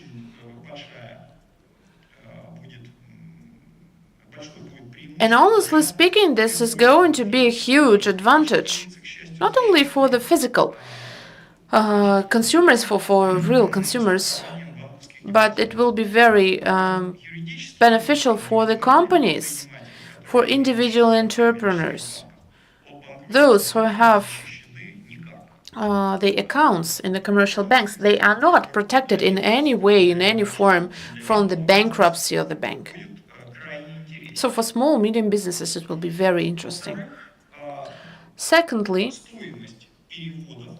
the cost of transferring money in digital form will be much lower than it is now provided by the commercial banks. Because for business, the acquiring costs are very huge. And transferring to digital ruble systems would become a solution for this kind of players. This would become then the headache for the banks. How can they impose their losses here? For physical users, for individual users, all the transfers are going to be free of charge as well. This is at least the current decision of the central bank, but they are, of course, allowed to change the decision for now. Another advantage is getting access to your purse through the interface of all of the commercial banks, through online Sberbank, Alpha, T-Bank, because e-purse there is going to be only one e-purse for one person, and one e-purse for the company as well. So for anti-corruption activities is very important, because it will be impossible to get more than one e-purse, so it will be impossible to hide some of the operations or transactions on the account. So only one e-purse for one person. And all of these purses are going to be placed on the platform of the central bank, and controlling the transactions in these purses will be very easy. Then we are going to the advantages for the state. Digital ruble will provide transparency. Controlling and following the transactions will be easier, because there will be no necessity to ask for reports from different banks. It will be transparent, it will be on one system, will be as well as the, for example, transaction chain with bitcoins is now being conducted. You can now see in which purses the bitcoin has been involved in, although bitcoins are anonymous, and the e-purses are not going to be anonymous. They're going to be personified. And we will see all the people, all the persons, all the players involved in the transactions. And of course, it will give an opportunity to limit the using of this purse. The technology behind the digital ruble, the technology of dispersed ranges, It will give the opportunity to put limitations for some transactions.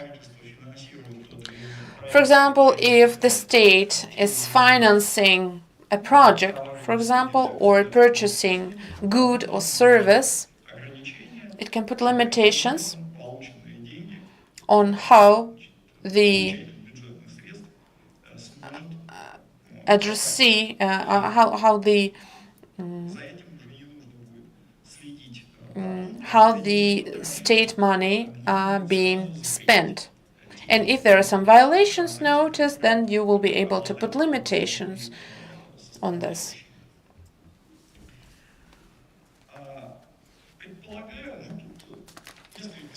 I assume that there are several scenarios of integrating of digital rubles.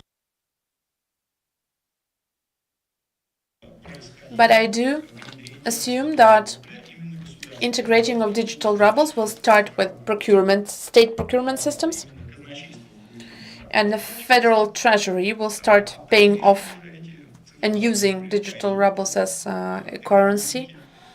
And afterwards, all these digital rubles are going to be spread through different players on the banking sector. I think my time is already up, and I would like to stop here. Thank you very much for your attention. I hope I could give you a short overview. Thank you. Thank you, Igor.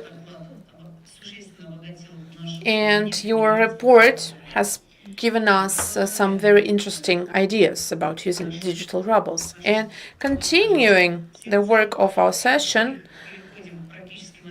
I would like to go to some practical issues of integrating of anti-corruption mechanisms, and I would like to give the floor to Mr. Timur Tokhvatulin, head of the Center of Competences and Prophylactics of Corruption, or the Moskovsky Directorate of Transport Services, who is assistant professor of the Department of Public Law at the High School of Economics, candidate of science in law.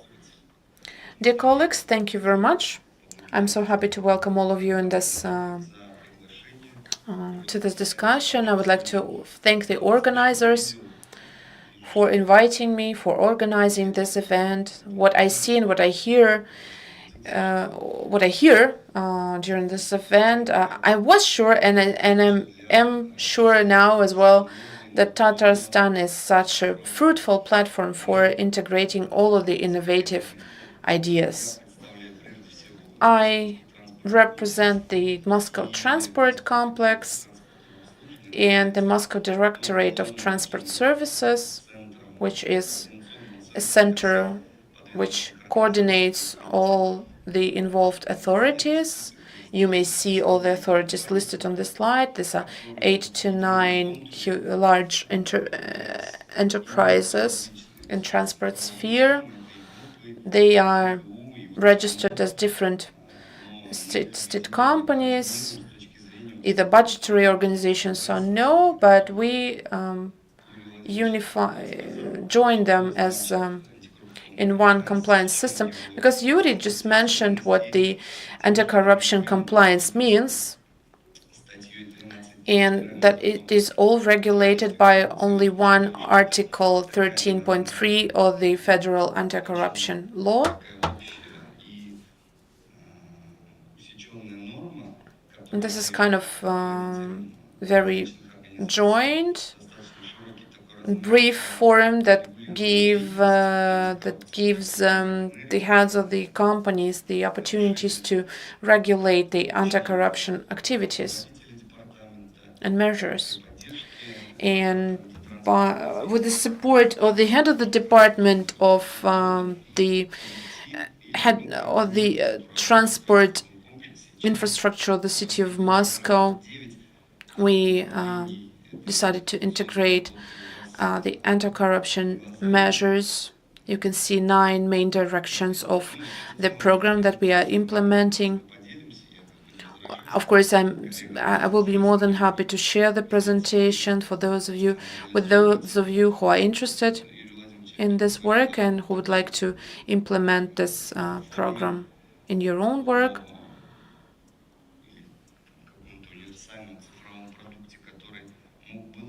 This is what concerns the universal digital product that can be used by small and medium enterprises for working in implementation of anti-corruption measures in their companies.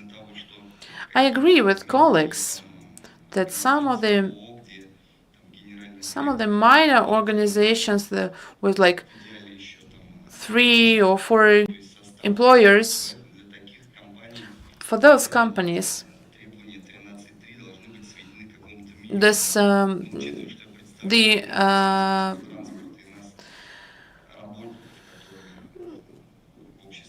work of this article of this law should be minimized. But I work for the company with more than 100,000 employers. And for our work, it is important to implement all the 9 directions of this program. In order to unify the process of implementing of these systems and creating kind of a distant case of working with documents and minimize the personal contact, we have created a unified compliance platform which compiles of 9 main regulations from the written in the legislation, anti-corruption legislation, and we've created this digital product that is been implemented by most of the companies that we work with.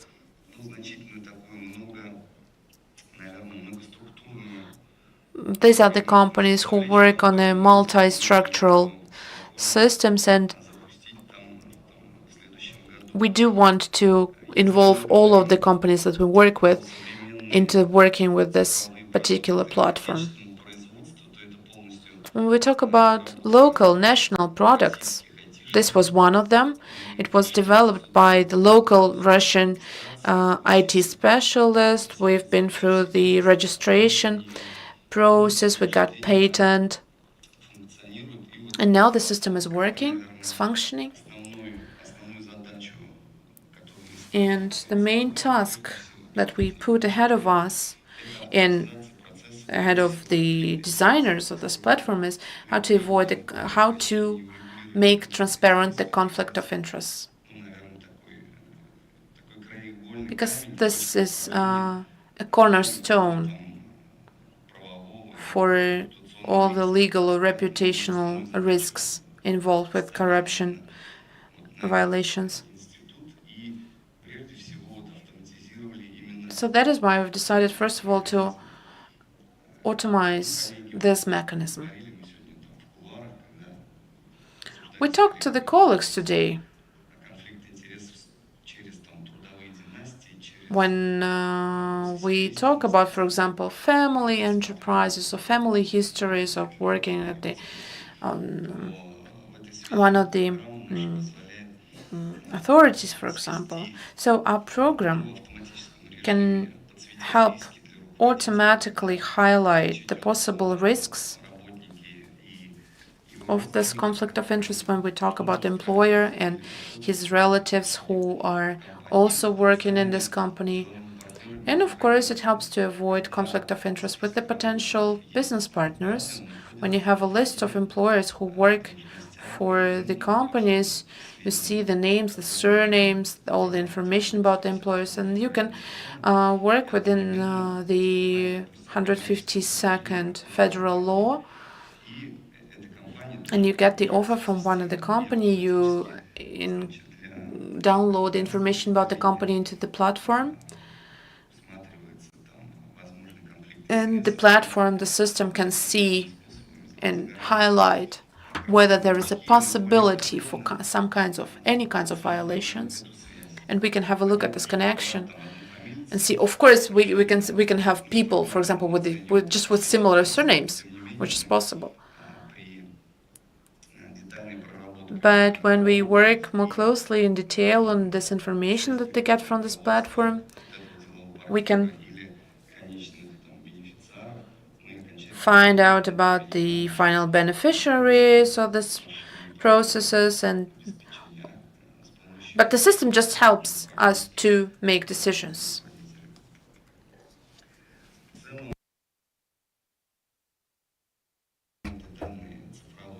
In general, functional elements of this platform you can see on the slide. We use the knowledge database. It contains of norms and regulations and all the documents and papers that are involved in this work. This is also educational activity because we cannot avoid educating processes, because we cannot make decisions on promoting some of the employers or renewing the cast or renewing the staff, renewing the practices or competences. We need to involve ourselves into educating processes as well. The employers have to go through educational programs. And it all should be controlled by the leadership of the company or the enterprise. And all the periods, all the deadlines are also downloaded in the platform and can highlight. There is also part of this platform that works with reports on expenses and incomes. It also includes the filing reports on giftery and gifts exchange. There's another part of the platform which works with a hotline on several aspects, but we continue working on this, on the regulation, on regulating the work of this hotline part. We've included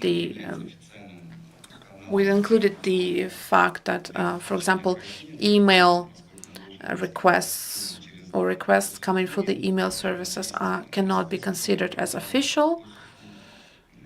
Only those requests that we receive through the public services portals can be considered as official, so that we can identify the person who is addressing us. So these are the main elements of the program. The work of these modules is directed to, first of all, involve and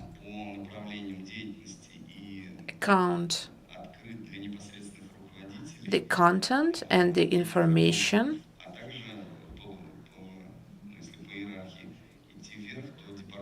and when we talk about our case, the Moscow transportation system can see all the deadlines, all the data, all the processes that are being conducted within the anti-corruption measures. For the analysis and informational materials, it's very important that we can get statistical data and find and get all the reports and improve the platform while working with different authorities. There are 6 elements that we are working with.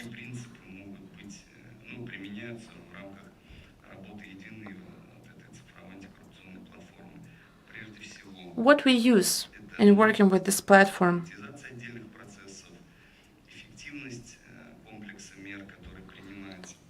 is why we are using this platform is that we do believe that this information is very interesting to see for the leadership of the company,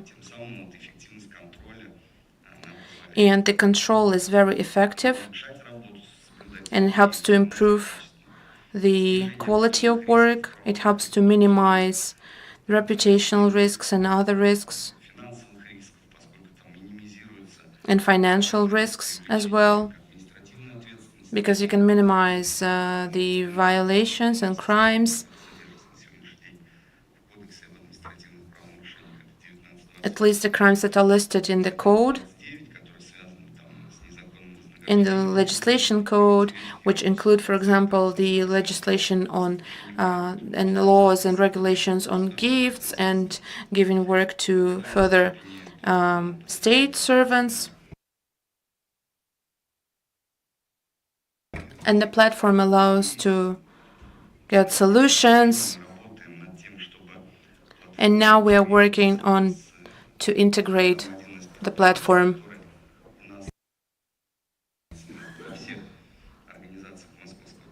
And we use this platform for all of the organization working for the Moscow transportation system in order to list all the people who are to list all information about the employers, for example, and automate all the processes and include it automatically. Dear colleagues, that was all from my side. Thank you very much again for your attention.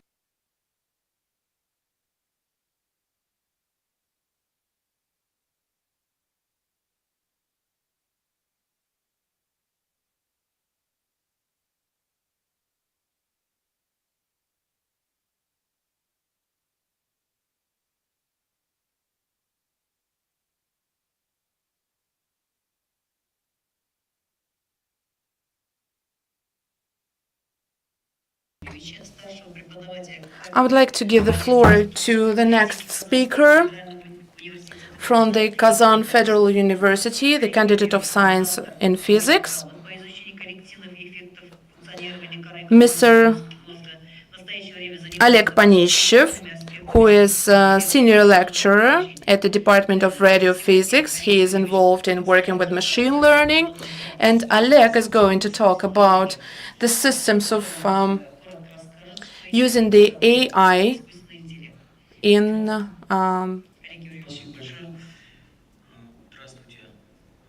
AI systems in raising effectiveness of state and municipal services. Good afternoon, dear friends. Yes, my topic is kind of maybe we'll be repeating some of the issues that were mentioned, but of course I will start with some of the ideas on what is the AI and what are the shortcomings of using the AI that we are facing, although we have been using AI only a very little amount of time. Let us first of all establish some of the terms. On this slide, you can see some of the classic, some of the main ideas about the artificial intelligence. As John McCarthy said, that this is an ability of intellectual machines to perform creative functions that are traditionally regarded as a prerogative for a human.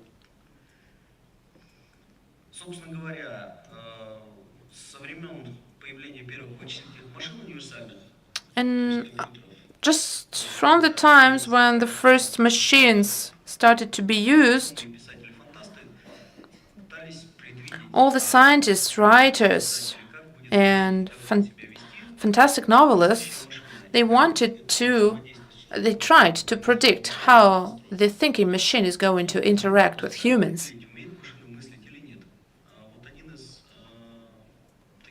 But how can you determine whether the machine can think or not? And Alan Turing was one of them who came up with the approach. He offered a test.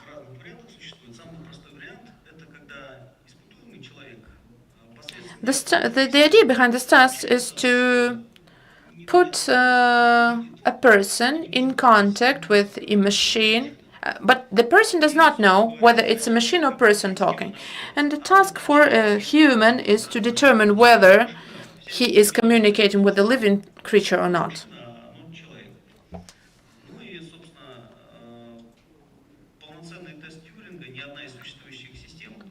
And the results of working on this test is that no machines could pass this test. There was one case with some 13-year-old boy from Odessa, but this was disregarded. As the basis of AI is that people looked at how nature works and how the nerves are working in our body and our neural system is working,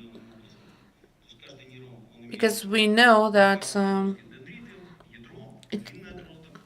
we have a very complex neural structure, and how all the atoms and all the cells are connected together, how the neurons are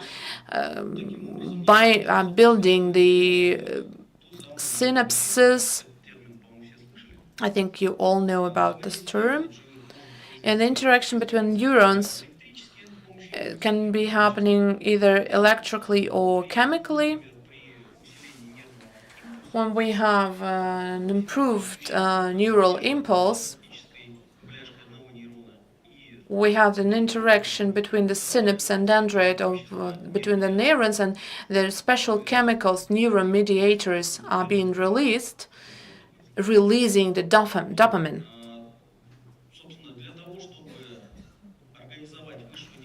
In order to organize the higher neural activity and build such a reasonable creature as a human being, we need more than thousands, hundreds of thousands of neurons. And it would be, of course, to create great to create an artificial neural net, and this is the basis for developing the artificial intelligence. We have a kind of a artificial net which has been developed. We have an input and output signals it works with on one level, but there should be multi-level in order to resemble the human system. Based on this online game, you can follow up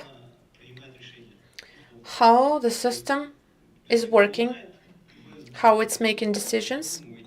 You start this game, you come up with a character.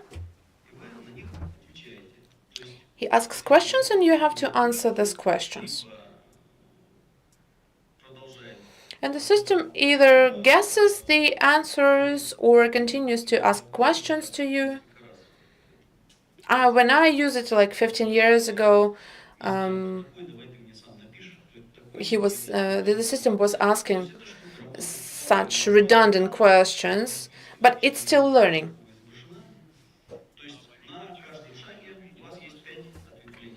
And each step can go in 5 directions. And you will be faced with another range of questions.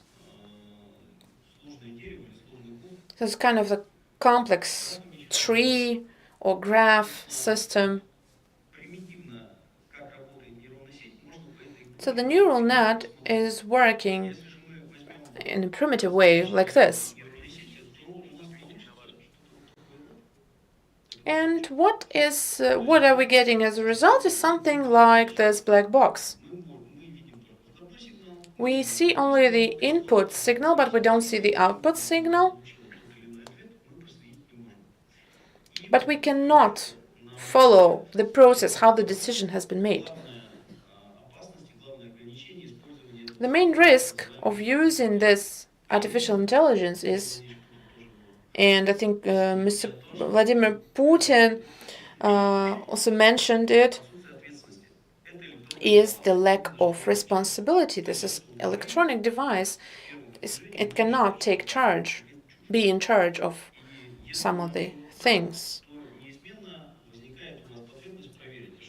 And if you were provided with some of the information from the system, you still have to check the information. These are that elements of the artificial intelligence can be used for, this algorithm can be used for in banking sphere, sorting out of the applications for employers, AI recruiting, some kind of analysis and making in medicine, and of course system of facial recognition. People who work with the system of facial recognition, by the way, is either prospectively or already now cannot be tricked. It can analyze all types of behavior, your gestures, your facial expressions, mimics, everything, but you cannot trick the system. So here are the main precautious measures. You have to be very attentive to the program of IE you're working with, and do not give personal information to AI, because it will be stored in the system forever.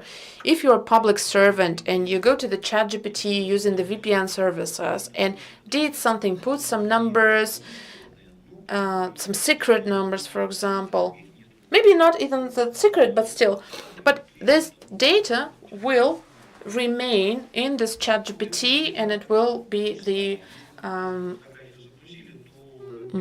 owned by the designers of this ChatGPT.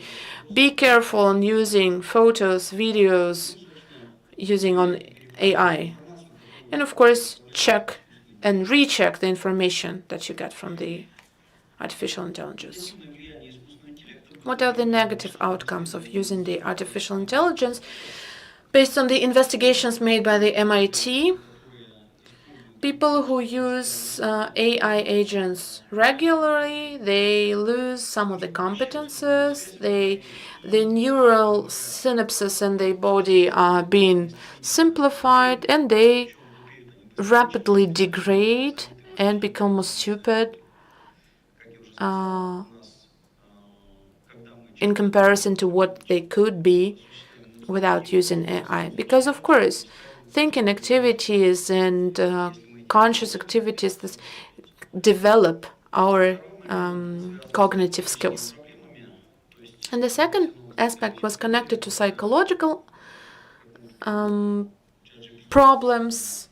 I think you all have seen it in the news that some of the kids, they learned from the AI how to conduct suicide, or the woman asked AI whether she's cheated by her husband, and she said yes, and she decided to file for divorce.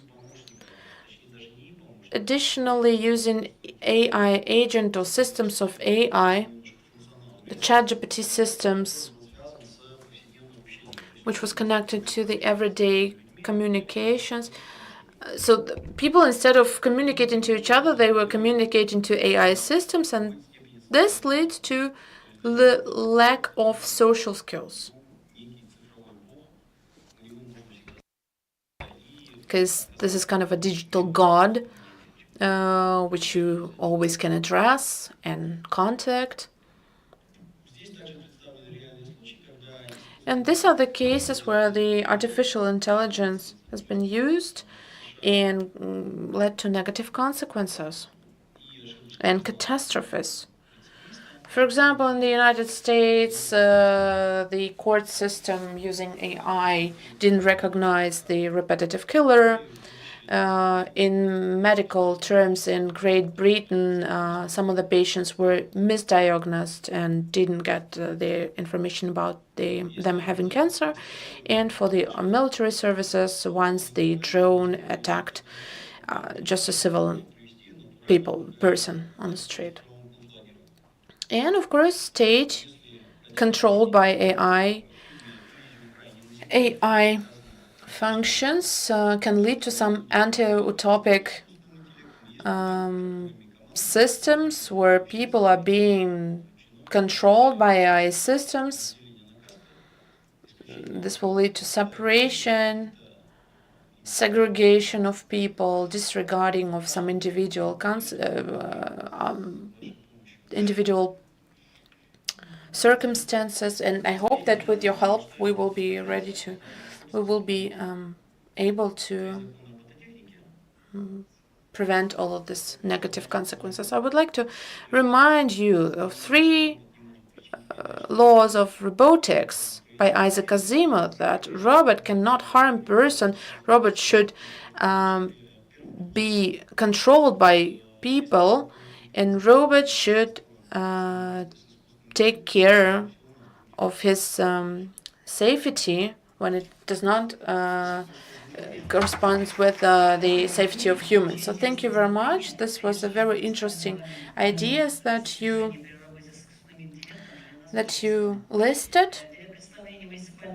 And in order to exchange some ideas on municipal experience, I would like to give the floor to Kiyam Bilayev.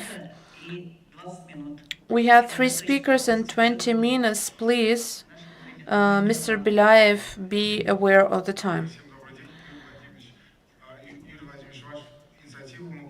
Mr. Kiyam Bilayev is assistant to the mayor of the city of Kazan.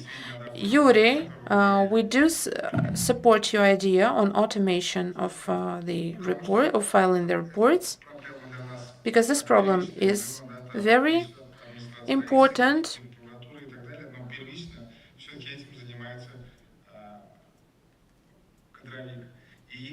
especially as representative of the Human Resources Department. Yuri, we would suggest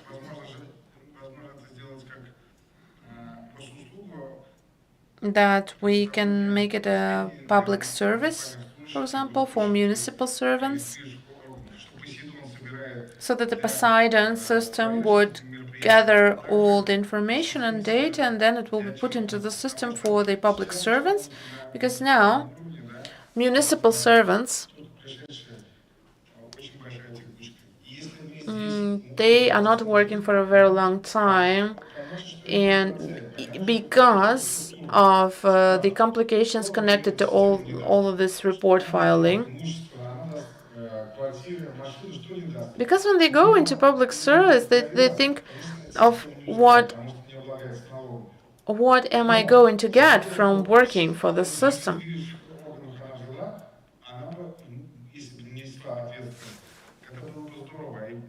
It would be great for younger generations and younger employers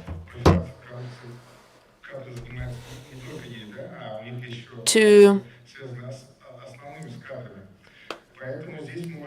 know that their rights are being preserved in the system as well, and that we can help them with this filing reports. What about digital technologies? Some of the regions of the Russian Federation do not work with this amount of employers, because we're talking about 2,000 of employers on average, and we have to go through some of the reports consisting the information about their family members as well, and we should do this in a real lifetime. When we'll be objective, human resources departments, they are not capable of analyzing all of the information. We've been discussing a lot the issues of AI, but what we need now is that the machine will be helping us to find out about risks, to find out about crimes, and provide us with the instruments of predicting the possible violations. The people from the authorities who are present today, for example, we all talking about that there are no such instrument currently.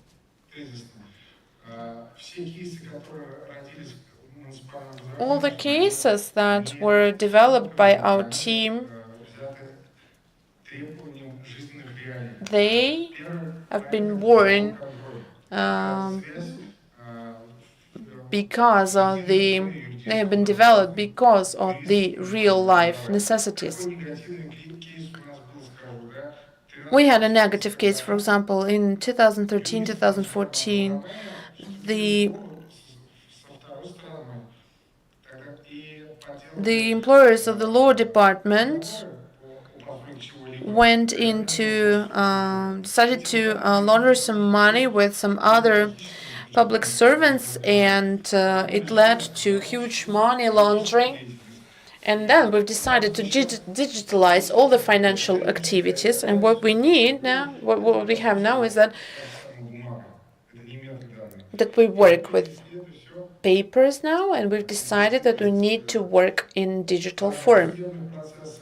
We've transferred all the data on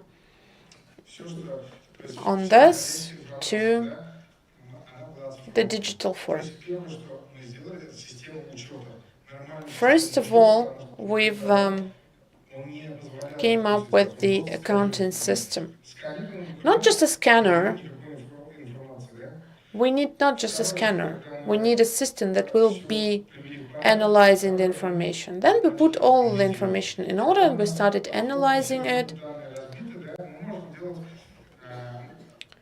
When you have all the data distributed on different categories, we can follow all the categories and check in all the boxes in all the categories.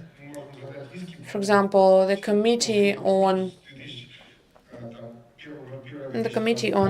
land and property issues, for example, then when they need some information on some service papers, they can get this information because the system already analyzed it. The system is looking for anomaly, some tricky information, some violations, some misunderstandings. And the program knows that we have these 40 authorities that we work with, and the system knows at what step each and every authority is now with regards to the to their court processes. And we can now follow also and control whether and predict whether the people are having some of the motives or not. We talk, for example, about 300,000 of loss, 300,000 rubles loss, and this becomes a subject for a detailed checkup procedure. So first of all, accounting system, then analysis system, analytics system, and then search for anomaly. And the system of legal control, we were the first one in Russia with the permission of the court system of the Russian Federation and agreement with the mayor of the city of Kazan. We have signed an agreement on our cooperation,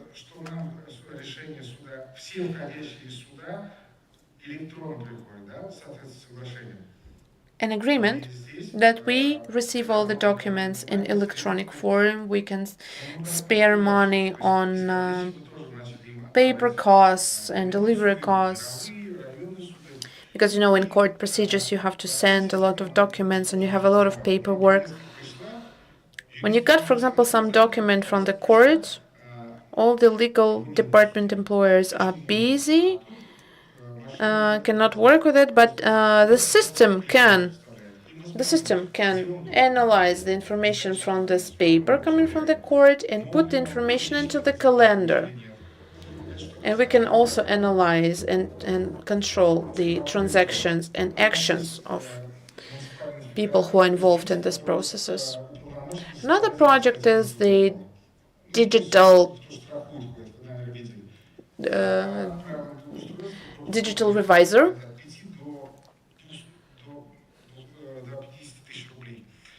The cost for such a violation is from 5 to 50,000 rubles.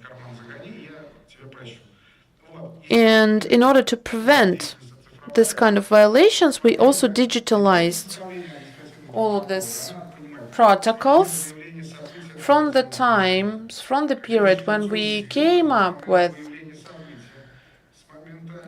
found out about the violation. Then we registered this violation. We found out about the person who is in charge of this violation. Then we sent the documents to the court, and we went through appealing procedure. These all systems, they are all digitalized. And we can see, for example, here that the protocols of one organization are all bad, and protocols of another organization are all good. And this signals us that there is something wrong with the systems, and we can then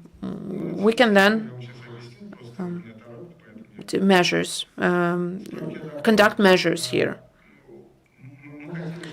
The filing the reports.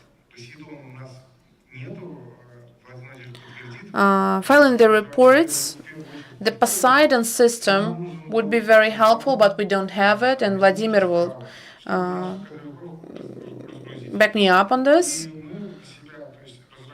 In order to make life easier for the people working for the human resources departments, we would like to have a system which would be helping them to analyze the reports on expenses and incomes.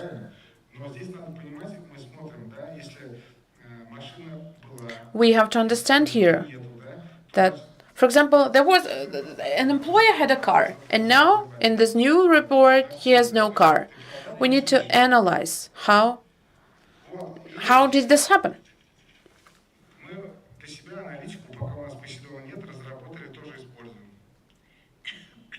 And that is why we need the we use the analytics of the Poseidon system as well.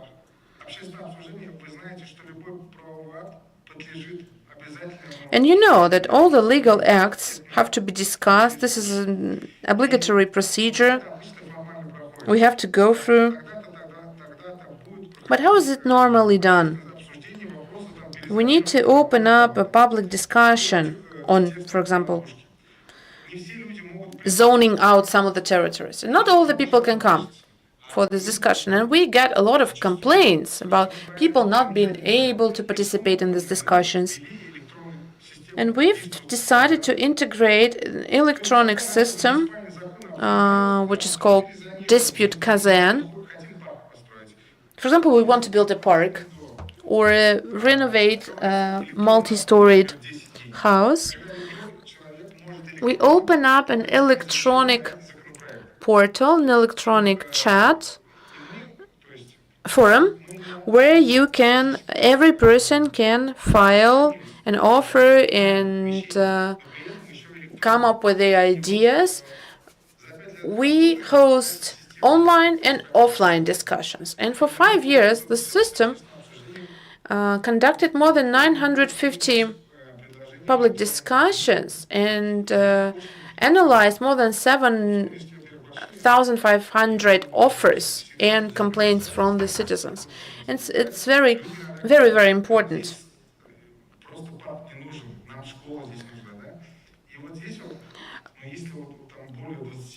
We could discuss all the necessary alternations in the city, for example.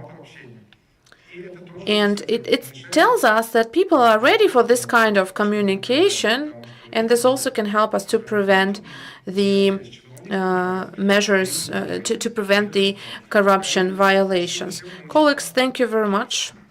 Wish you all the best. Thank you, Mr. Belyaev. This was, of course, very interesting. We are all, unfortunately, very short of time. In order to transfer our discussion into the sphere of prosecutors' work, I would like to give the floor to the next speaker, Ms. Yelizaveta Demidova-Petrova, who will be sharing her experiences. Dear moderator, dear colleagues, dear participants, Russian science continued to remain the basis of the modern protector of rights and obligations of persons. And now we are facing the tasks of transforming the science as a key factor for scientific transformation, as a key factor for improvement of all the living spheres. And developing the information community is a very important thing in order to get rid of all kinds of corruption violations. And the General Prosecutor of the Russian Federation, Mr. Yuri Krasnov, has paid attention to this issue oftentimes. And integrating digital technologies can help us to work with huge piles of norm documents and regulations. We have established a concept of digital transformation of authorities and organizations of the Prosecutor's Office of the Russian Federation, which includes, first of all, the digitalization of the prosecutor's activities, which just finished last year. Also, the digitalization of infrastructure of offices, which will help us to gain the high technology approach in controlling, raise trustworthiness, and provide informational security of working. And the scientific approach to this work is very important here also to prevent the corruption violations. As a base of the methodological aspect here, we need to renew some of the models and ideas, taking into account new information and new technologies that are developing every day, and the further conceptual model building of preventing the corruption. This model of preventing the corruption crimes can include some of the elements. This is crime scale monitoring, finding out the risk groups and target groups for preventive interaction, social preventive measures and measures on minimizing the social factors that determine the corruption. A single element in this approach, in my view, can be put as protection of the younger generations, taking into account the active integration of digital solutions in the life of our communities. The approaches to corruption crimes should take into account the modern activities of the contemporary people, in the online and offline activities as well.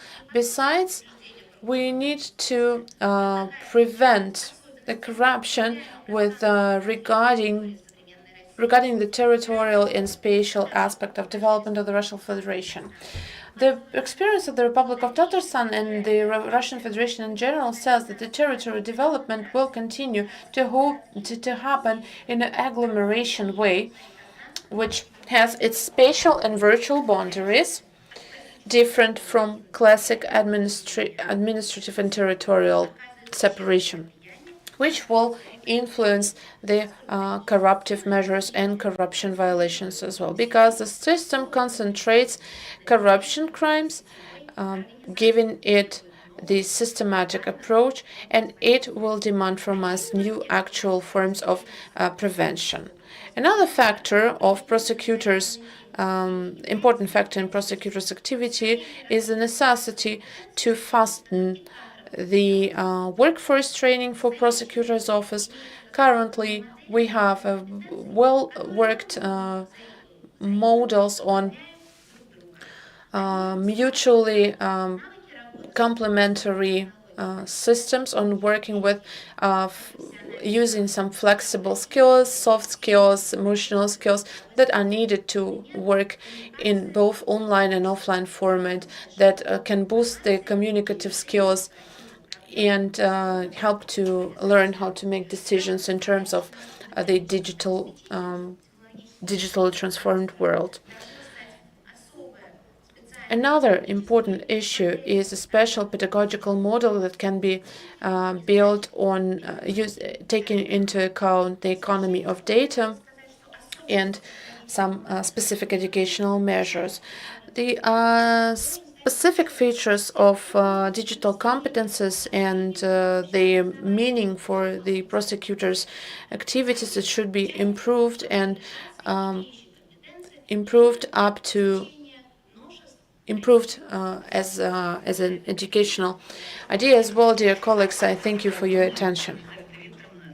Elizaveta, thank you very much for participating in our forum. We know how busy your schedule is, and thank you very much for your interesting ideas. The last but not least speaker today is Ms. Yelena Kataeva, head of the Center Kontrfocus, working with state authorities. You all know about the system. Yelena Yurievna is an expert in digital solutions for state sector and public sector in developing the instruments and raising awareness and transparency of processes.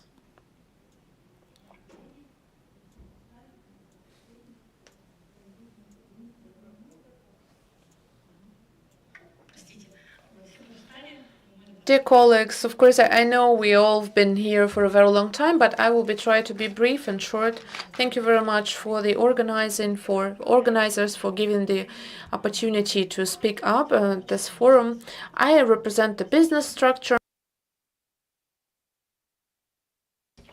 And within the last 3 years, we started working very closely with state authorities and how can we develop functions for making your work better and easier.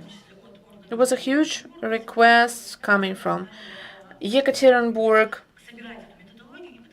and that's why we started collecting this methodology issues. I'm talking about methodology of checking the conflict of interest cases. So that is why I would like to give a short overview of how we worked with the colleagues. Just to be brief, in practice, as many of your colleagues mentioned, conflict of interest take a lot of resources, and there are no real instruments to make this work faster, or at least there are not that many of these instruments. This is a real case from Yekaterinburg. 1,000 of civil servants and 5,000 of their relatives and 1,500 contractors they work. And checking procedures take them up to 6 months. Now, when we have digitalized all of the data, we just press one button and we can find the conflict of interest up to the 3rd generation. Typical system of conflict of interest when you see, for example, your companies or affiliated companies in some of the procurement and trading procedures, receiving support from your affiliated persons, or when you have authorities controlling and checking the affiliated organizations. I think regional prosecutors' offices are faced with this very much and all the time, because this is the main factor of such a conflict of interest. And of course, the limitations for the civil servants. Let me just briefly skip through my slides. Let us now talk about the trends in the anti-corruption work. First of all, our main focus is on procurement procedures and trading and expenses of huge budgetary organizations. When the colleagues tell us, no, we don't have any expenses. When we start the checking procedures and see that this is not true. Another trend is when people earlier would understand that there can arise some problems connected to his activities, it was possible for him just to be fired, and that's all. But now we still can control when the crime was conducted, and then we can find out about the risks. And of course, the preventive measures, which are very important. We use the risk-oriented approach, but although it's very complicated, it remains very complicated up to date even. Have a look at the third number that I listed here. Within the first quarter of 2025, we have found out about more than 15,000 of corruption violations and offenses, which is 1/4 bigger than in 2024. But it's not because the violations became violations. There became more violations. No, it's because the system of checking became more transparent and more easy and easier. Our new solution that we worked out with the Department of Anti-Corruption activities of Sverdlovsk region, we digitalized this methodology. We call this solution Anticor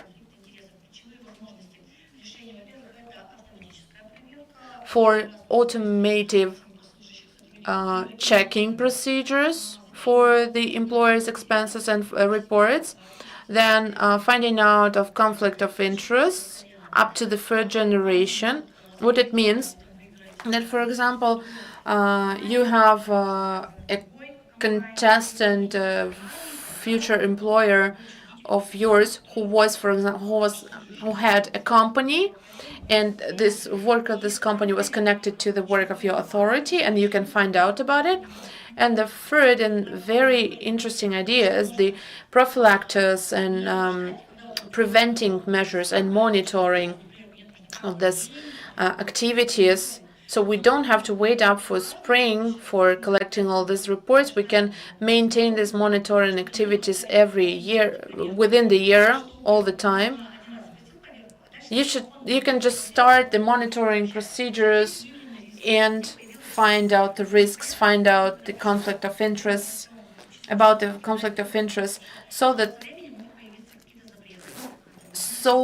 that we can adjust this checking procedures also to the different periods of time. How the algorithm is working, we use the same logic as the 1S program, because many HR departments are using the 1S systems.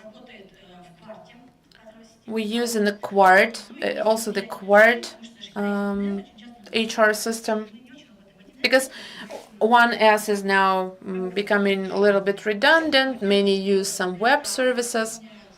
First of all, we file or import the data on the employers and their relatives. Then we automatically connect the data which is located in open resources about contracts, about properties, about ownership, about the contractors as well.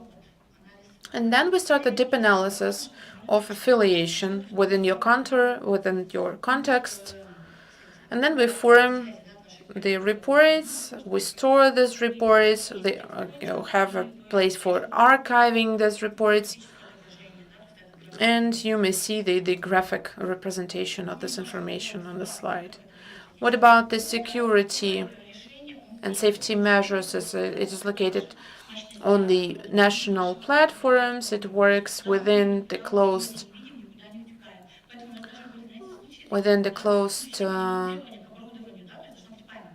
sector. You need sometimes you need special equipment with huge storage devices, and this can be problematic for some of the HR services. For example, they started working with our system, but they don't have place to store the information. What are the projects and authorities that we've implemented the projects with? This were you can use the QR codes. These are public cases. You can get acquainted with information on this. And what are the key factors that we should pay attention to? And the colleagues always report on this. Is first of all, it saves time, it improves efficiency, and expands the opportunities for checking all the contractors and all the people affiliated with your work. As I said, 20 employers can come up with 20,000 affiliated companies, and conduct these checking procedures manually is just impossible. And that is why we suggest this kind of solutions for these problems. So that would be all from my side. I have my contact data listed here if you are interested. We always come to cooperating with the regions for the pilot projects. And if you would like to cooperate, you can contact us. We can discuss our issues, the issues. Thank you very much, dear colleague. Dear participants, we have just finished a very intensive work of our discussion session. We've discussed some of the interesting issues and ideas for using digital technologies in the sphere of anti-corruption activities. I'd like to thank all the speakers, all the participants. I'm sure that exchanging these experiences and knowledge would contribute to the development of effective mechanisms and corruption prevention with using of digital transformational technologies. All the materials will be available in our annual report as usual, and I would like to invite you all to cooperate with us on this important issue. I'd like to invite you all now for a group photo. Thank you very much.